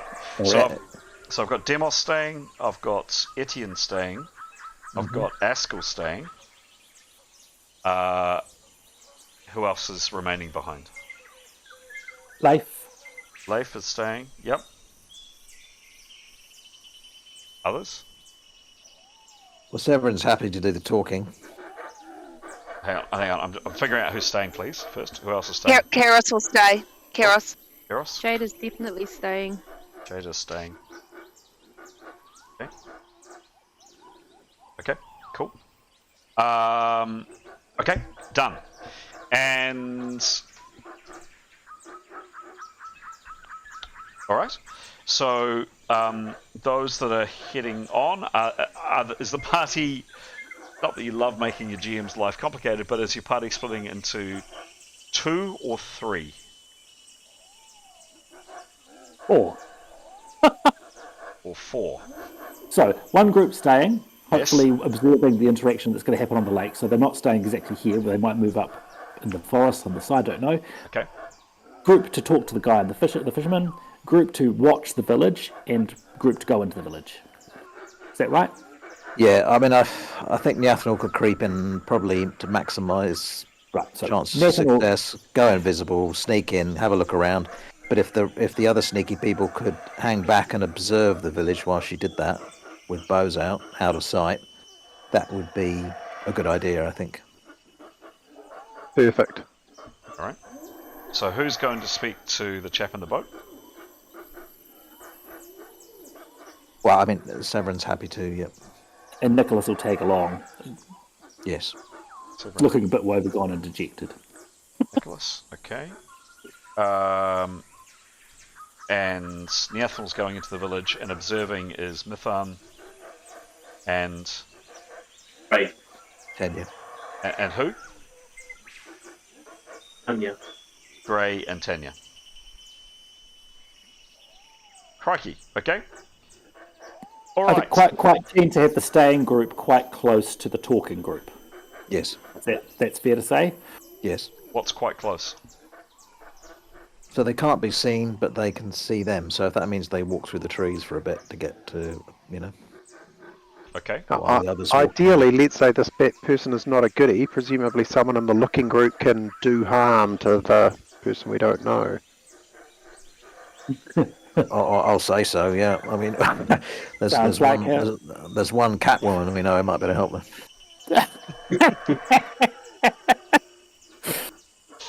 Okay. All right. So can I just paraphrase what I think your plans are? Oh goodness, that's the time. The staying group is staying put and keeping an eye close-ish. I don't know what closest means. You're going to have to tell me. To Nicholas and Severin, who continue walking down the bank and will approach the fishermen.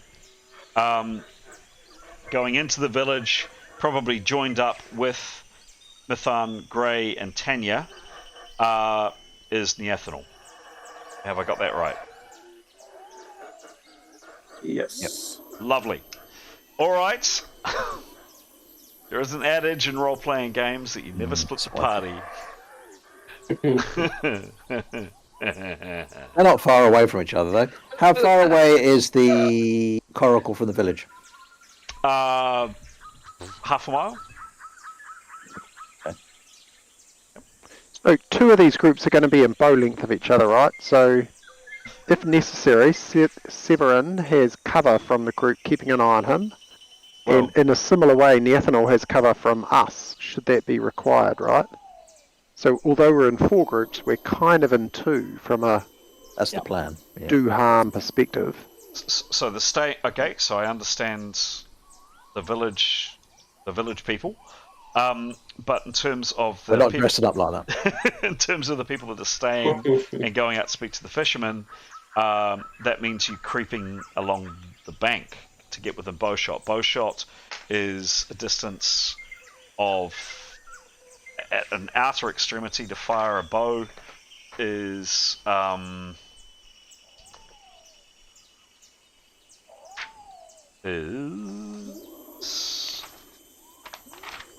second. A longbow can fire a maximum at a -50 of up to 400 foot. So, are you getting 400 foot close to this person on the boat, or less than that? That's Demos, Etienne, Askell, Leif, Keros, and Jado. I think the idea is to stay in the cover of the trees, Closest to where the boat is. So closest to where the boat so is, give me within sight distance. of the shore. So give me a distance, guys. Well, how far is the boat off the shore? 300 foot.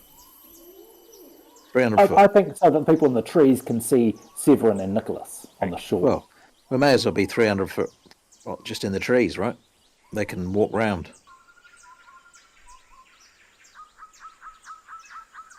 Okay.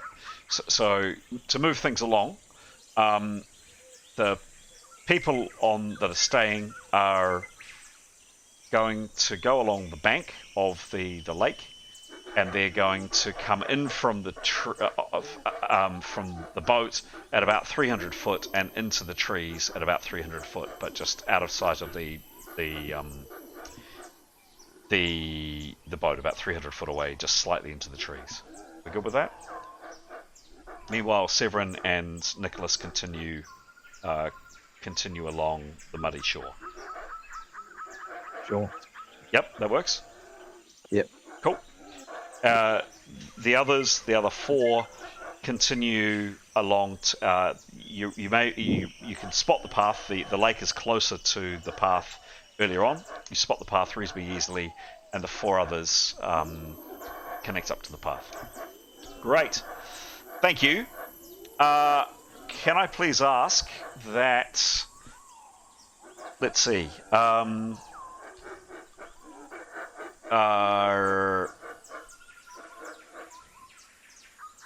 Yes. Can I ask Severin and... damn it. This is not going to work with the players we've got here. Can I ask, please, that... yeah, we'll do it this way. Pete and Graham, for the people having the conversation with the chap in the boat, can you jump into chat room 1, please? And I'll join you on a tick. Get into your room. Get into your room. Neathanel, Mython, Gray, and Tanya. 2 of those are Grahams. God, this is going to be complex. So can I ask Gray and Mython to jump into chat room 2? We might be a couple of minutes, guys. So just, bear us out. So that's Gray and Mython into chat room 2, please. And I'll deal with the staying party for a second. 1. Go. Marvellous. Alright. Oops. Hang on, I'm just going to join chat room 2 for a sec. Oh, no, they're away. Okay. So what's... And conscious of the fact that we don't have Graham or Pete here, what does the remaining party do, please? What do you do? Call them back. I've changed our minds. Oh no, they're gonna die. Gosh, we're hiding very carefully. In the bushes, aren't we? There's not much else you can do, really. Oh, just so quietly with all our shields up, I guess. Do we protect ourselves or just be quiet? Okay. I think you just crouch. If you go into the bushes, tree line, just Yeah. um, Bring attention the to group would ourselves. just you just have a few watches in each direction. Okay. Oh yeah, watches. Yeah. Watches. Okay. So we're all sitting with Defensive our backs harbour, together. we would call it. Okay. Mm-hmm. So, yeah, talk me through. Talk me through. I'm actually going to ask each person what they're doing, and then you can describe to me kind of how you're sitting and how you're structured. So, any anything that I should be aware of that Keros is doing, please. No, crouching, keeping quiet, on alert. I will say I'm going to have to go to bed soon. Okay, sure thing. I don't know if somebody wants to play her. I know that's a big ask. Just give me another five minutes, like literally another Yep. 5 minutes. Cool. Yep, all good. All Cool. good. Thank you. Okay, so crouching, keeping quiet. Jada, anything in particular you're doing? Oh, she's still got her shield up, so she'll sit with her quarterstaff out, looking around and hiding. Oh, did she actually cast a spell with her shield? Oh yeah, I thought it was a prepare one, but it's just instant. So Okay. it'll be up for 7 rounds. 7 rounds? 7 minutes. 7 minutes. Okay, so you cast that when the guys leave. Yeah. Give me a roll. Oh, it Please. was already cast. Did you roll? It's an instant one, so Just- do I... Yeah, just a 1 or a Just 2 a roll? is a failure. Yep, 1 or a 2 is a Oh, failure. yeah, right. Okay. So, am I in the right channel? Yes. 51. Spell successful. Cool. Lovely, thank you. What does Demos do?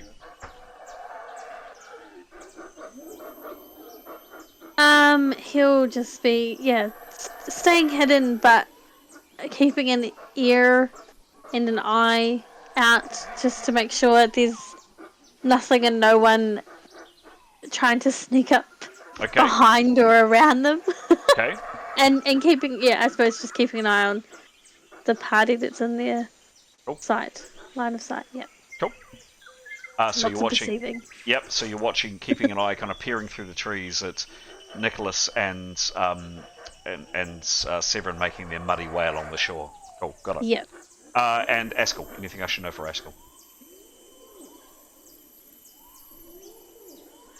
Yeah, just like Kiros, just be crouched down, just making sure that there's 4 or 5 of us that are all facing at least one direction each.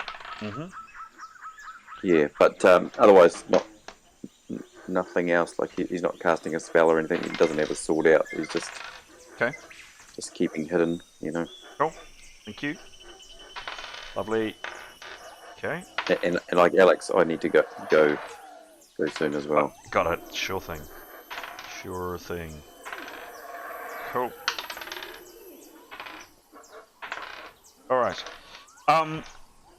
Just coming, guys. 1, 2. Sorry to say.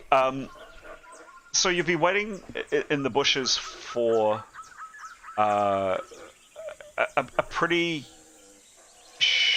It's only been about 10 minutes since the others left you, and all of a sudden, Demos,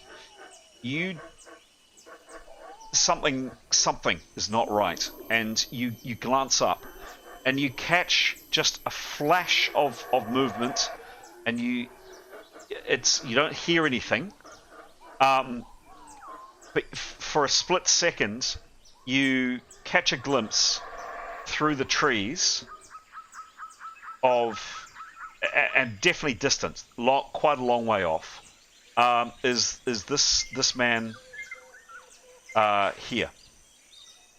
His bow is out, and 2 things happen. You can see up on screen, hopefully this guy, he looses an arrow from his short bow. That's the first thing you see, Demos. The second thing you see is he just suddenly blinks out of existence. He's no longer there.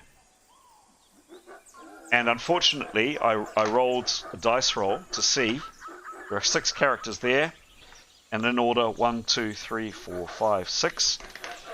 And I rolled the dice roll, and I came up with a 3.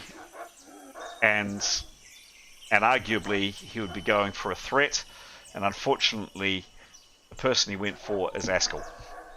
I'm sorry, Askell. I feel lousy. Welcome back, and you get attacked. I'm really sorry, mate.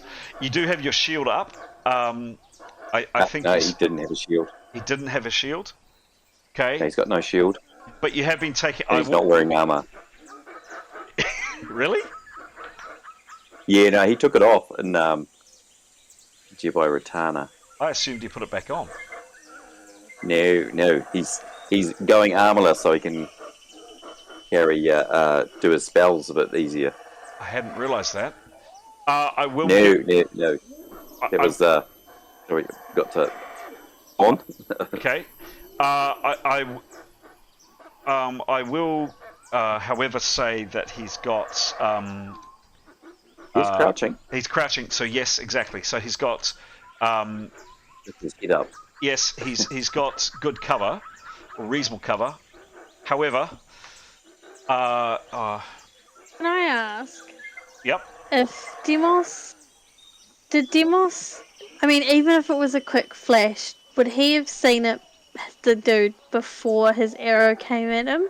Sorry, it happened. Like, it's when... Like, literally. Yeah. Yeah. Okay. I'm sorry, you rolled well, but not quite that well. I'm sorry, it's 11 in a C puncture. Askell, I'm going to roll the C now, and I'm going to roll it in public. And just as well I said that, because that was a 92 that I rolled, so I am going to roll in public. Askell, here's the roll on you, and I'm really sorry. And you got, by the way, negative 50 to the shot because of cover. Space D100, I feel crappy doing this. Here's the roll coming at you right now. 37. Whew. Not a 92.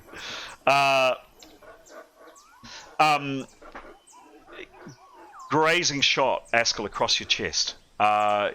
No additional hits, but you take 2 hits per round. You're bleeding at 2 hits. We're into rounds. What do you do? Coming into rounds now, and the first person to act is Jada. So Jada, you've just seen this happen. What do you do, please?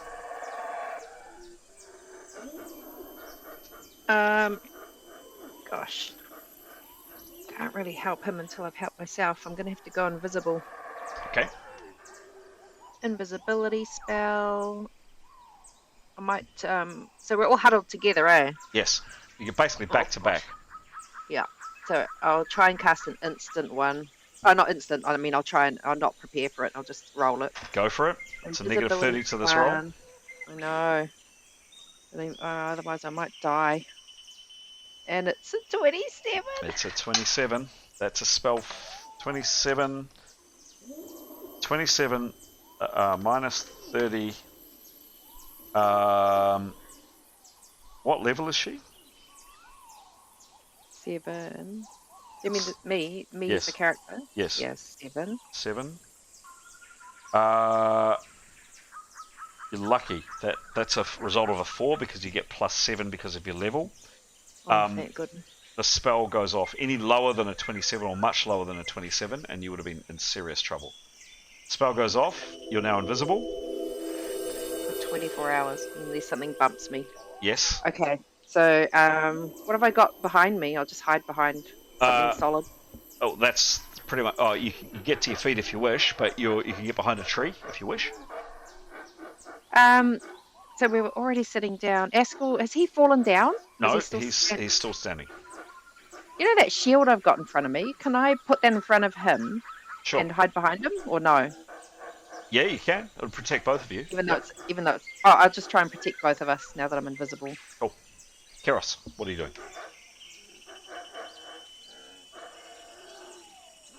Crying. So the dude's gone. No, you don't know that. You've just seen Askell Oh, get hit I don't know. You've just been hit by an arrow. You haven't heard or seen anything yet. I would move, crouching down, keeping out of shot. I would move to Askell, and I have first aid and second aid. I would attempt to stop any bleeding and see if he needs help. Okay, using first aid. Yep. Okay, so it takes you a round to get out the bandages that you've got on you, and you can attempt an attempt to try to stop the bleeding next round.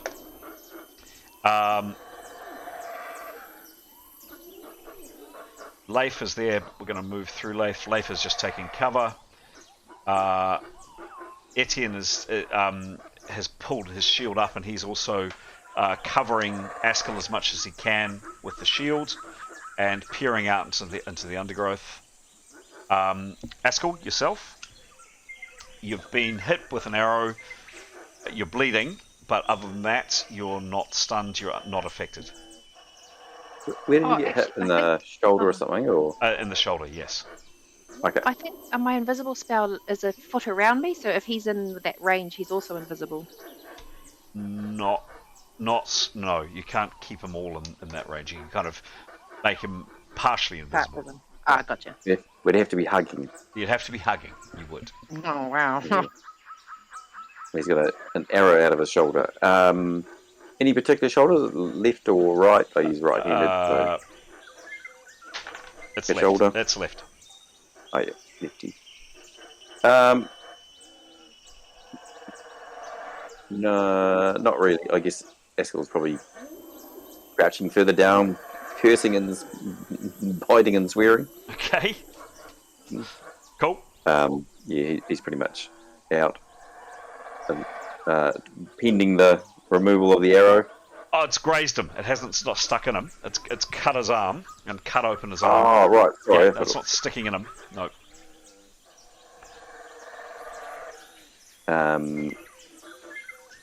In that case, no, he'd just be ducking down, noting that Etienne and Jada are trying to shield him.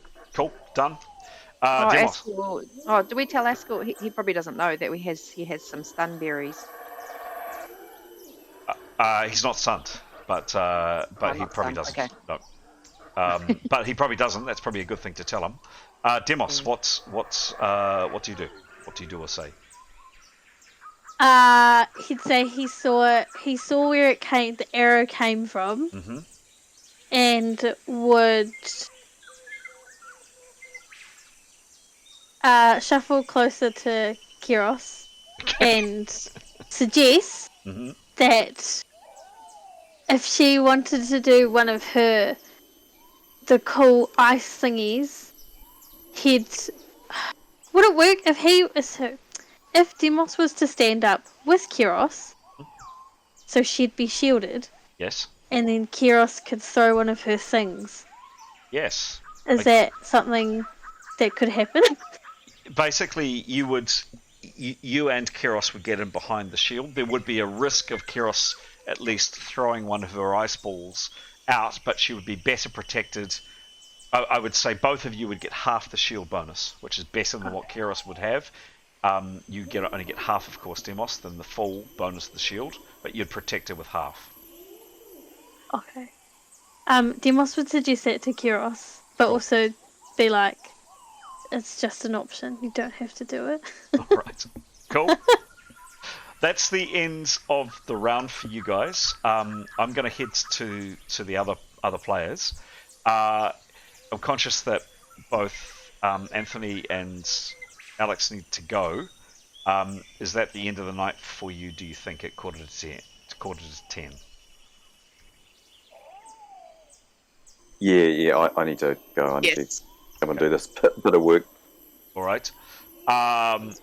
Okay, no, fair enough. Well, let's leave it there, and because 2 of the 4 of you are out, I'm going to say we probably won't get back to this part of the party this evening. So Jada and Stara and Mason, you're very welcome to come in as observers, or you can call it there for the night, or do whatever you wish to do.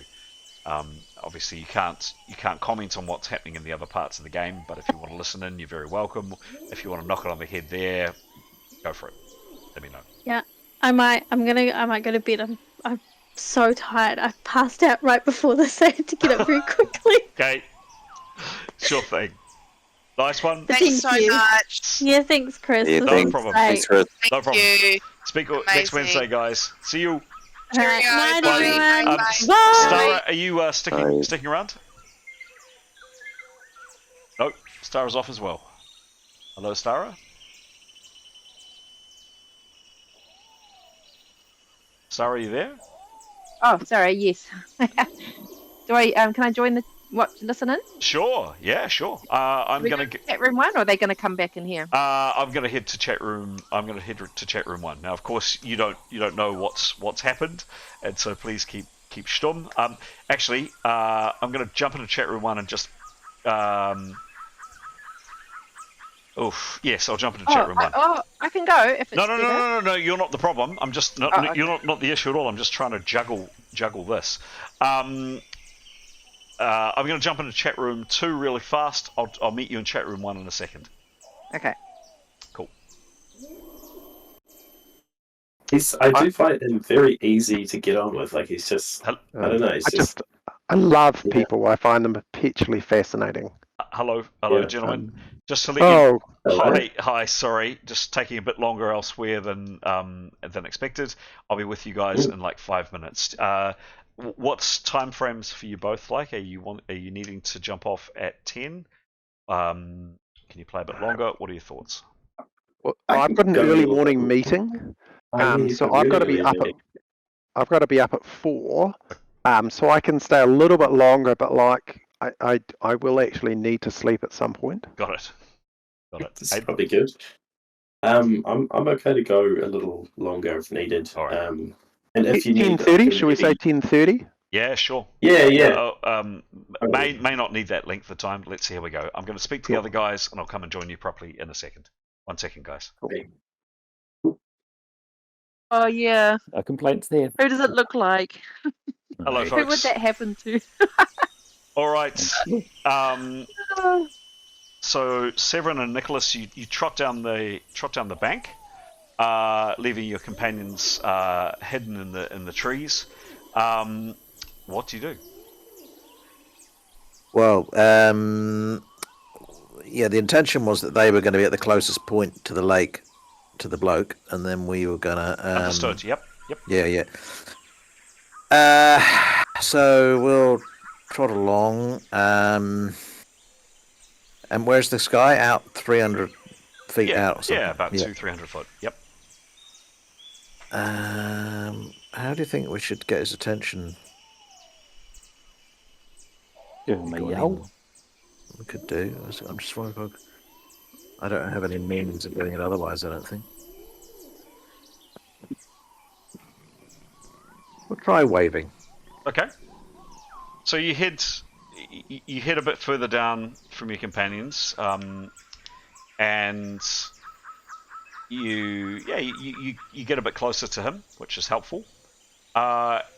He sees you. Takes a minute. You see him kind of just leisurely picking his nose, and he sees you, continues picking his nose, and then picks up oars on this little round boat and starts taking his sweet time rowing back towards you. He looks like this. Nicholas will begin preparing. Okay. Oops. He looks like this. Okay. He takes probably a good minute, 2 minutes to kind of row up to the shore. Sorry, Chris, where did that photo go? Oh, sorry. Oh, are you on screen? Yeah. Oh, And I haven't switched off the screen because I moved rooms. There you go. There he is on screen. As soon as he's within 100 foot, Nicholas would cast his spell. Go for it. Give me a roll, please. Right. And so he's had time to prepare. Ample time to prepare. Awesome. Oh, 50. In the in-between. Oh! There's plenty of time to prepare. What's the spell, please, Nicholas? 10 is a second level spell. It's got a 5-foot radius area and it's got a 100-foot range. Okay, great. And it's an information type spell. Sure. Called Detect Illusion. Caster can check one object or place up to a 5-foot radius and tell if an illusion, it is an illusion or has an illusion on it. Sure. There is no illusion around this person, at this person, on the boat. Nothing. Awesome. He will pass that information on to Severin. Okay. And he may as well just check.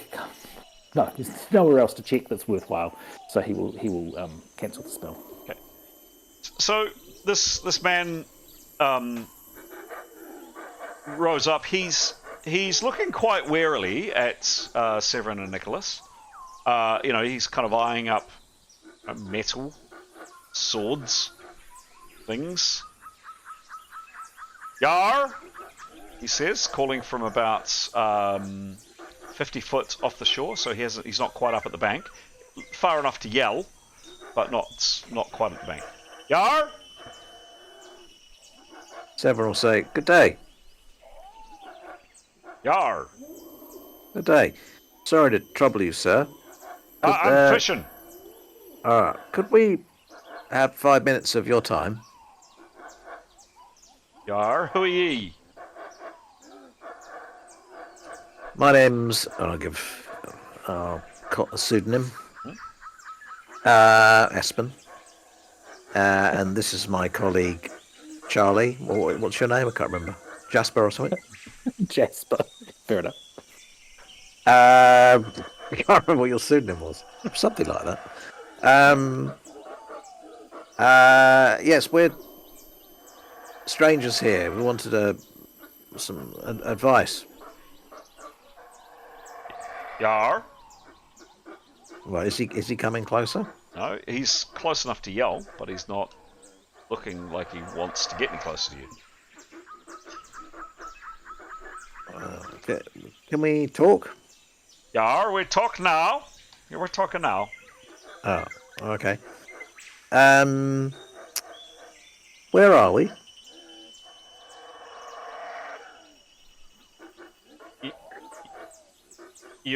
You're on the bank of Jewel Lake. Oh, Trout okay. Lake.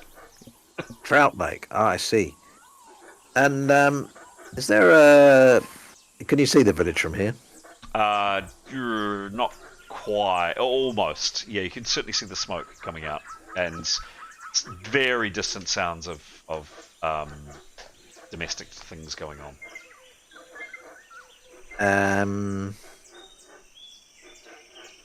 Yes, we were looking for someone and wanted to... Yeah. A man called... we don't know what his name is really, but we are strangers to the land. Oh, I don't know what to say. I didn't even want to do this. Nicholas would whisper to Severin, perhaps we should find out where his daughter's seen strangers. Yeah, I think that might be a bit of a shock. So we've heard of your daughter. Eventually. Yeah, eventually, yeah. He's looking at you. You're right. Well, a bit lost. Oh. What are you doing here? We're looking for some men. What men? Some bad men. No bad men here. No? Just us. Okay, who are you? Who are you? I just told you I'm Espen. Who are you? Yeah, but where are you from, Espen? Ely. Ah, the big city. Big city. Kind of in the same way that you might say I'm from the moon. Oh, okay. And where are you from? Good Hope. He points up the direction. And what's your name? I'm Malice. Oh, Malice. husband of Mollyman, son of Harlan, father of young Meg. Would that be Malasomelian? Oh, what? Can I do a lie detection? Hard, very, very hard at this distance. Extremely hard. Give me a roll. Give it a right, go away. Last. Could get 100. Last. 89. Masked. 89. What's his lie perception?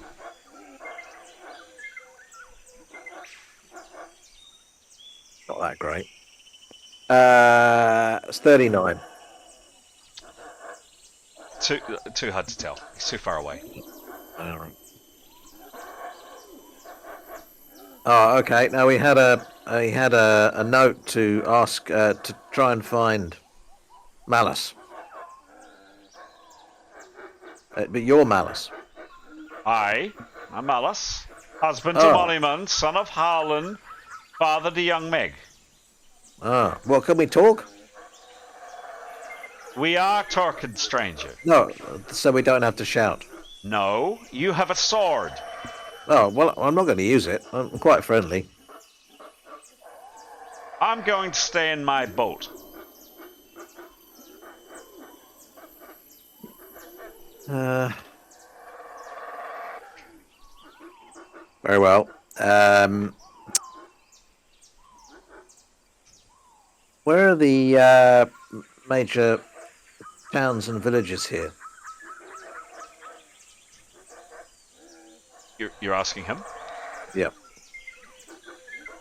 The what?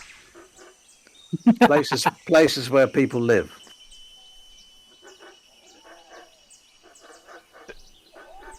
What? Major? No. Well, there's Good Hope, and there's Shadow's Rest down the road. Ah, okay. How far away is Shadow's Rest? Well,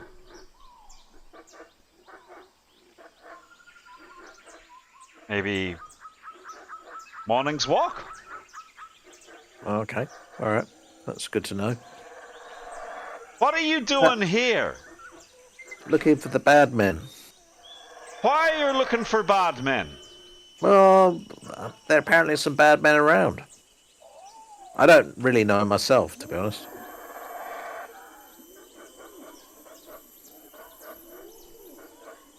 Is there anywhere to stay around here? No. No inn or anything? I've heard of inns. Not one here, then. No. Who would stay there? Oh, I would. Me. All right, this is going nowhere. Oh, Nicholas would just would want to ask. Has no one seen any bad men? Have you not seen any bad men around these parts? More strangers? No one comes to Jewel Island. Well, we... Go on. But the daughter said she saw some men, but I don't believe it. Oh, well, what did they look Where? like? What was that? Where did she see them?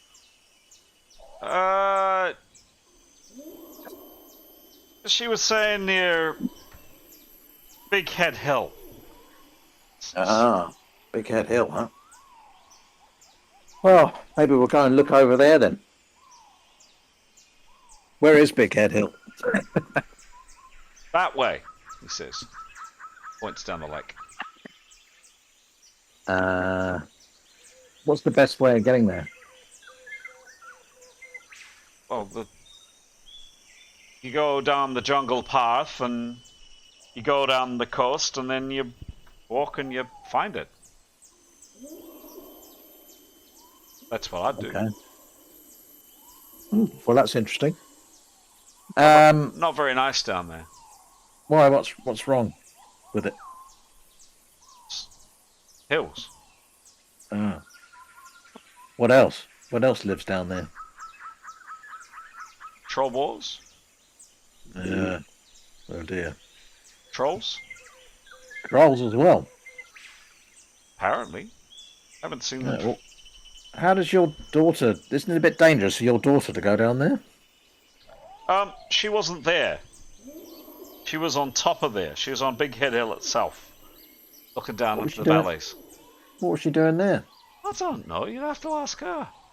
Oh, well, where's Meg? Do you mind if we talk to her? Yes? Oh. Who are you? I told you, I'm Espen. We don't see people here. I know. I don't know really where I am either, sir. I'm just trying to find out. But that's interesting though. So we wouldn't be able to have a chat with your daughter at some point. Not until I actually know who you are. I'm Espen. This is Jasper.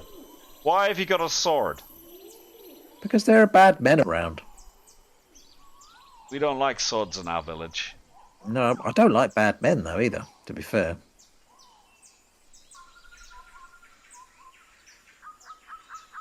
Well, we won't go to your village. I don't want to frighten anyone. But that's good to know. Maybe we'll make our way over to Bed Hill. So the best way to go to Big Head Hill is to go back to Shadow's Rest, is it? And then from there? You like? Is that the best way? Sure. Yeah. Awesome. All right. Well, anything from you, Nicholas? Yeah, I thought. Yeah, what did you say the men look like? What did she say the men look like? Men? Well, what were they wearing? I don't know. I wasn't there. Yeah, but you spoke to your daughter. Did. I'm going to go out fishing. All right. Well, that's fair enough. If you see any more strange men around, let us know, will you? Staying long, are you? Well, hopefully not, no. But, just so we know there are no bad men here, and then we'll go. He starts rowing back out into the lake. Oh, I don't know. I'm going to see these conversations. All right. Lead. Well, Lead. Got a lead. Big Head yeah. Hill. Yeah. Okay. Yeah. All right. We'll check that out. All right. Well, we'll any perception, anything else going on around here? We're on.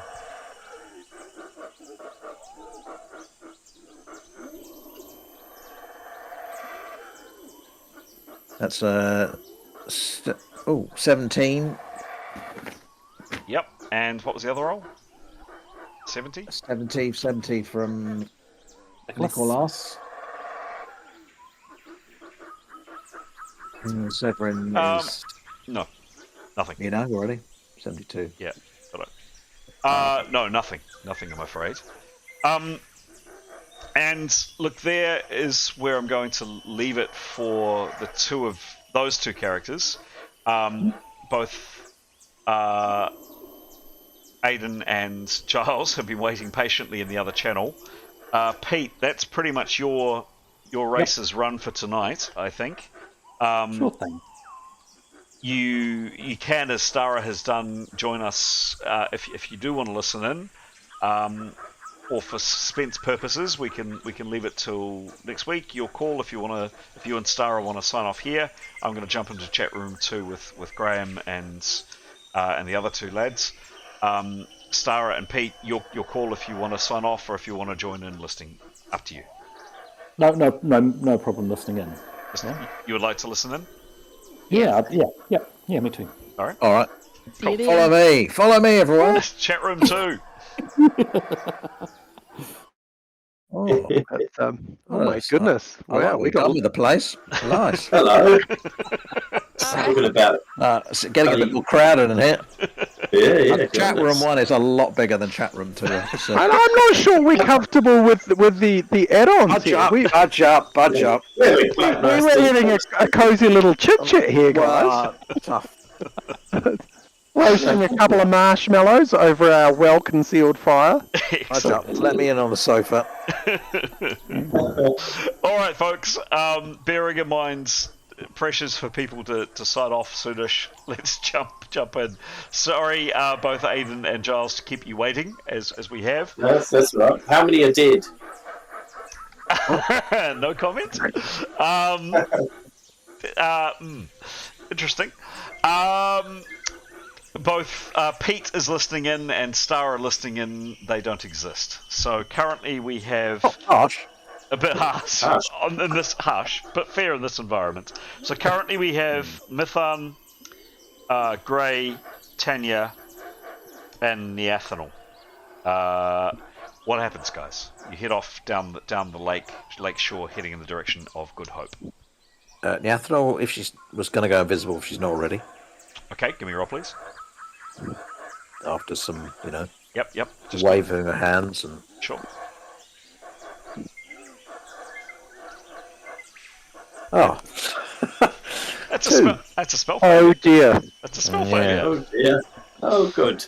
Right, well, I'll have a little lie down then. Do you want me to roll again? Yes, please. Hope for a low roll. Hey! 2. Fantastic. Another 2. Another 2. Yeah. Oh my god, 2 2s in a row. Let's get them out of the way. You're lucky. Momentary lapse of concentration delays casting a spell for 1 round. You could have, if you'd rolled 300 plus, caster suffers severe stroke and falls into a 3-month coma. You didn't. That's good. Do you want to roll again, please? Yeah, more carefully. 22. 22. Oh, really? That's just all the 2s. 22. You're supposed to actually roll the dice, right? So, not push it across the table. That's a different game. There we go. The Ethanol, you are now invisible. Thank God.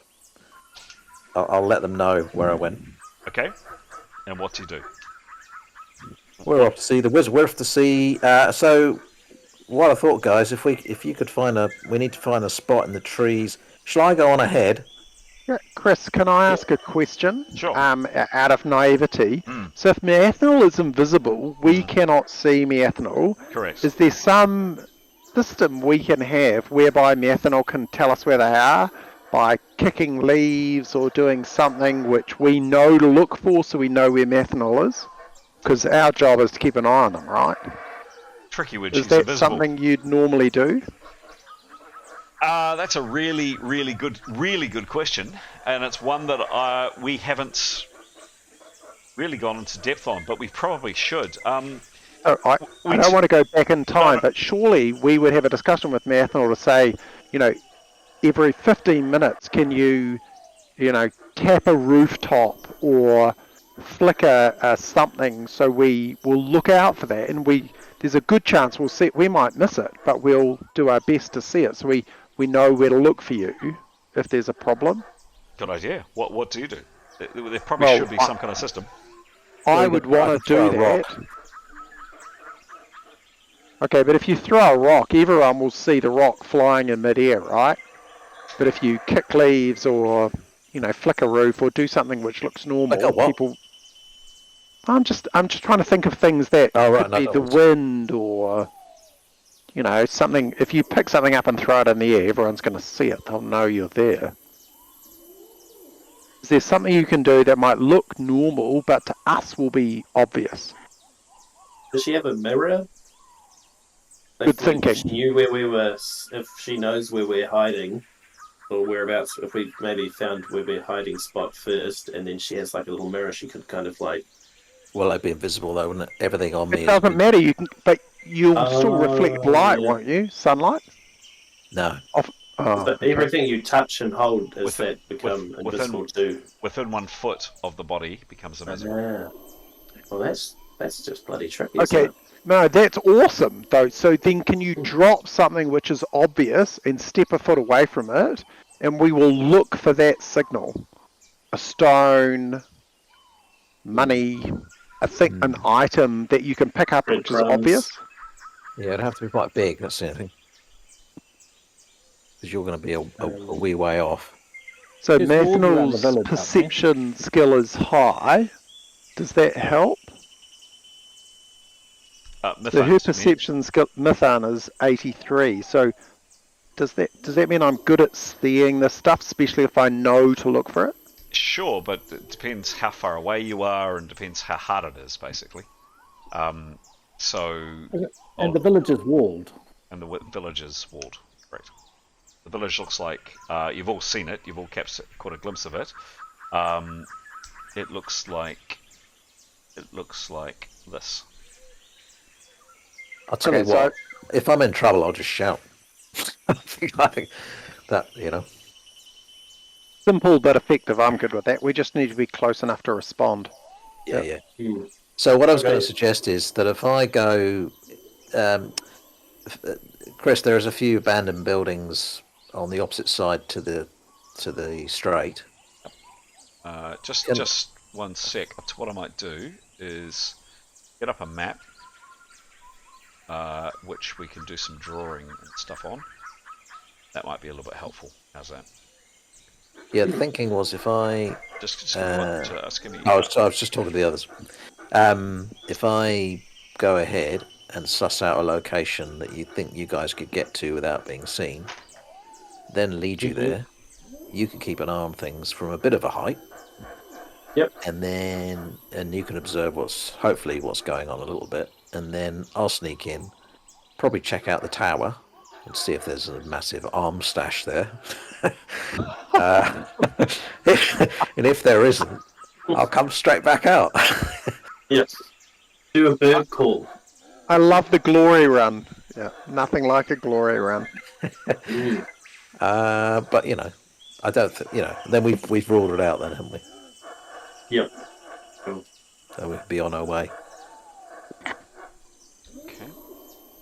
Okay.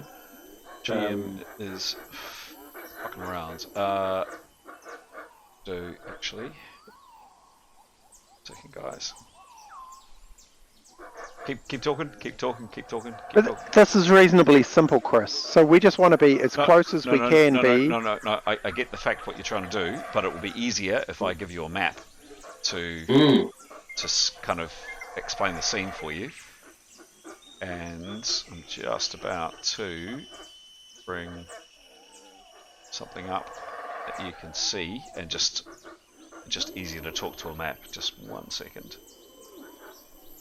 This is where I feel slightly robbed because, you know, my whenever someone does something like this, I instantly want to do a Rolf Harris impression, and I can't do it anymore. I feel slightly robbed of a part of my childhood. Rolf? Oh, well, yeah. Is he the one that was kind of awful? Yeah, awful. Yeah. Okay. Yeah. He's not the So- nice one that painted things. Well, he was that when I was a kid. He was the nice man who painted things. He No, did the all these person amazing you're thinking drawings. of is that someone white who does crazy stuff. Got the curly hair? Bob, someone. Bob, someone. Who's Yeah. amazing. Yeah, he was cool. I like that guy. Okay. We can talk about But him. Rolf Harris was amazing too, and then he wasn't. Right. Okay. So, some very, very quick drawing from me. There is color blue. There is. So this is the town of Good Hope. There's a kind of a little stream or outlet that comes up. A little stream that goes up there. Flows down into. Can you make the town bigger, Chris? Yeah, just a second. And that's Trout Lake there. And then Oh, hang on a minute. So the landing is on Trout Lake, not the inlet. correct. But the inlet is close. It's there. But there's no wharf. Yeah, there's no wharf. Ah. I don't think I ever said there was. I don't think I ever said there was a wharf.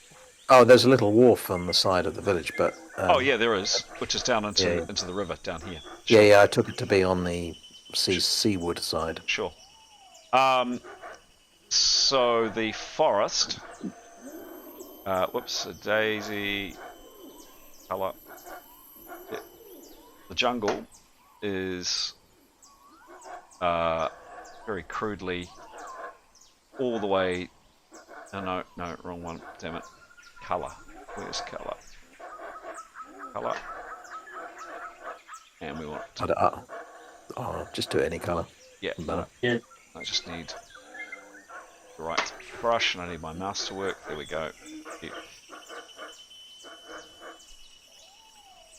So, fine, thank you. Yeah, sod you. So that's the edge of the jungle, kind of around there. The path that you went across, started here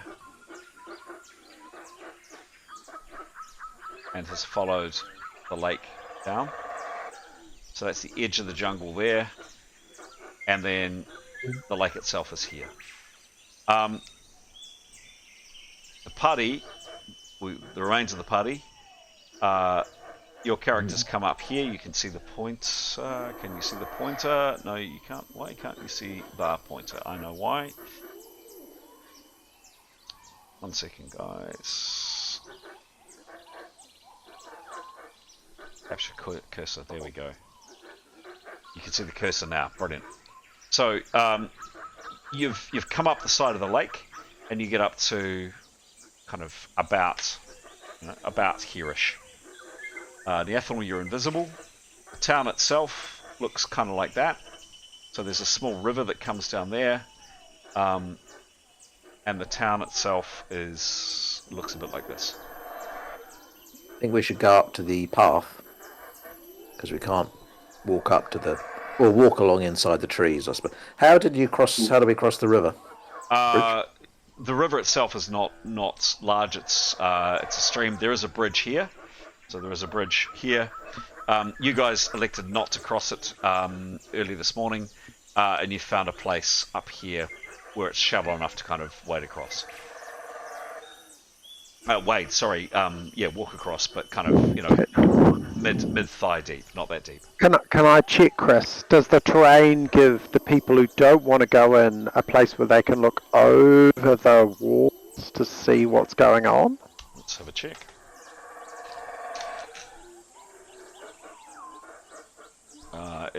I'm going to say 30% chance of exclamation mark space D100. If it's 30 or under, there is.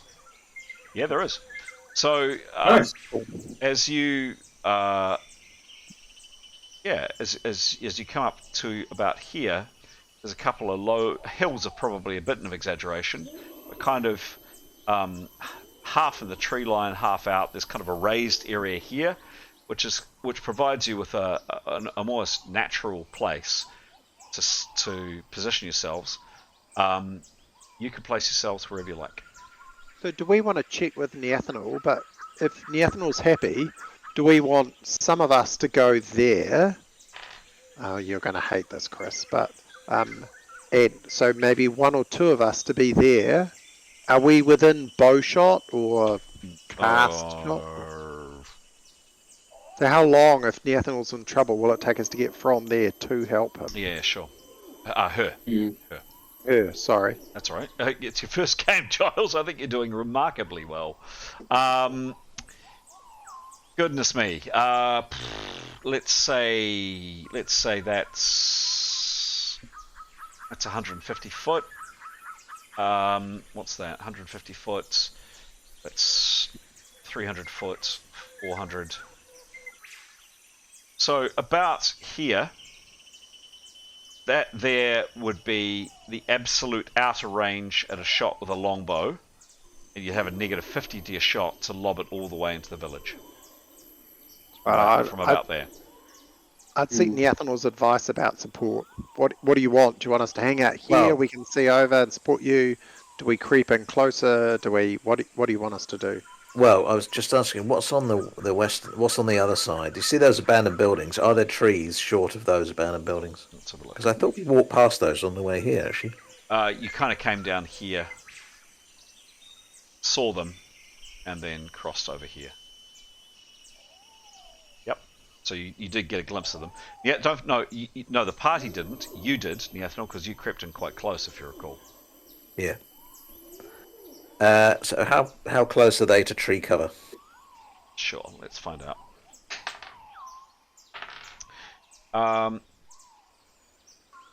You have... Computer's playing up. Bang.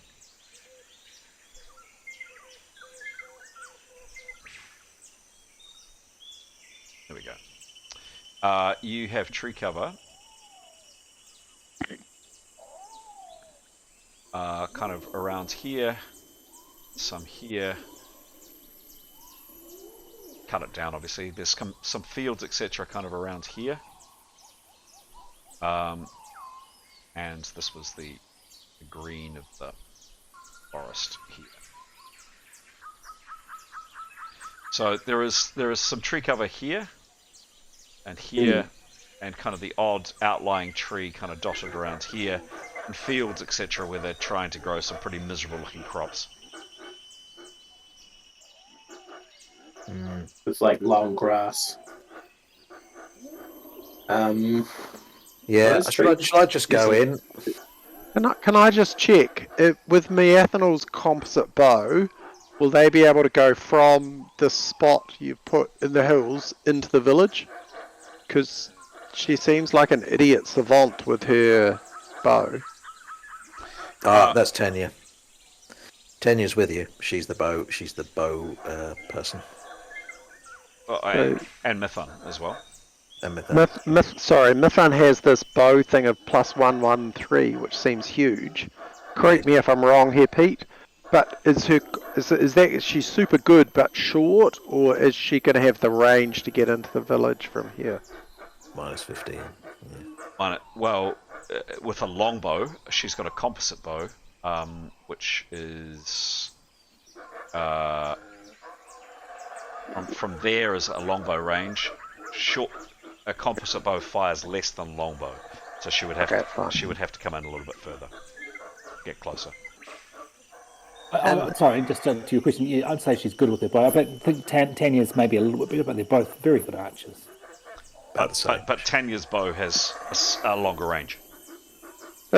We want me to go with you as close as I can get. You want to go into the village. If you can find a place I can come and join you, I will. And we want the longbow person to hang out in the hills and scare the shit out of these downtrodden villagers if it all goes pear-shaped. I don't need to hit anything. They just need to fire some arrows in. They're going to freak out. You could definitely.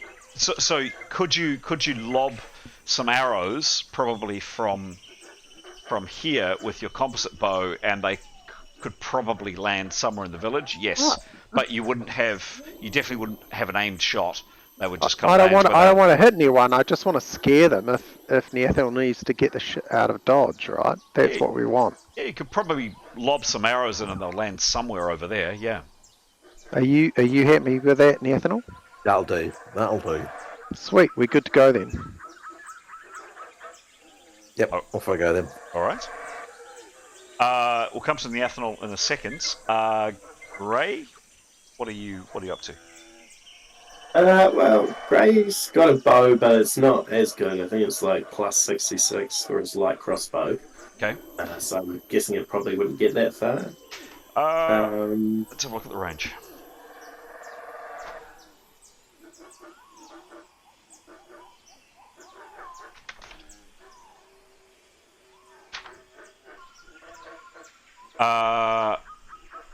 Yeah, 360 foot is as far as a light crossbow could fire. So that is getting a bit shorter. I mean, maybe if you're lucky, you could kind of angle it right up, and you might be able to lob some kind of into these buildings, kind of down by the shore. But definitely the composite bow and certainly the longbow would be able to put arrows further into the village. In Neathanol, can you pass invisibility on other people? Because if you make Gray, okay, he has one thing that he can do, which is make himself blurry. if he was to maybe go and like hide in one of those tree covers that are a little bit closer, just in case you needed some ground support. Although maybe it would be a bit dangerous if there's random arrows flying about. I mean, I think it's just a village, so I'm happy just to go in and get this done and get out. Okay, cool. Yeah, okay. You know, could be wrong. If I get into trouble, I'll come back. Cool. Well, maybe then if the people with bows are trained on the town, maybe he's more just kind of watching their backs and looking out into the bush to make sure that no one else is coming up behind them. Possibly the worst thing could happen is somebody could come down the path, like if like we heard crashing in the woods and what have you. That could probably be probably the worst thing that could happen. Yeah, maybe that'd be better.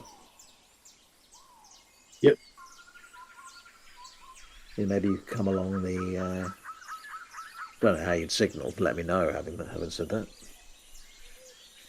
Should we just do it and see? Let's just see what happens. Sure. Yep, let's do it. It's also 10:30, and I think people wanted to bail there, so I think we. Giles, you mentioned you got an early start, so should we knock it on the head there? Set up for next time. Cool. Mm-hmm. Is that good? Lovely.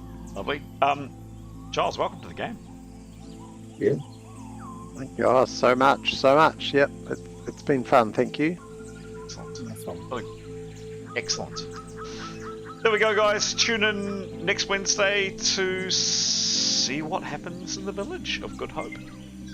Brilliant. All right, thank you very much. This one. Nice one. Thank you. Night, Welcome, everyone. Giles. Night all. Night, Sarah. Night, guys. Nice to meet you, Giles. Night. Yeah, Thank you good very to meet much, you. people. Good fun. See you later. Nice one. Bye. See you. Bye. Bye. Bye. Bye. Bye. Bye.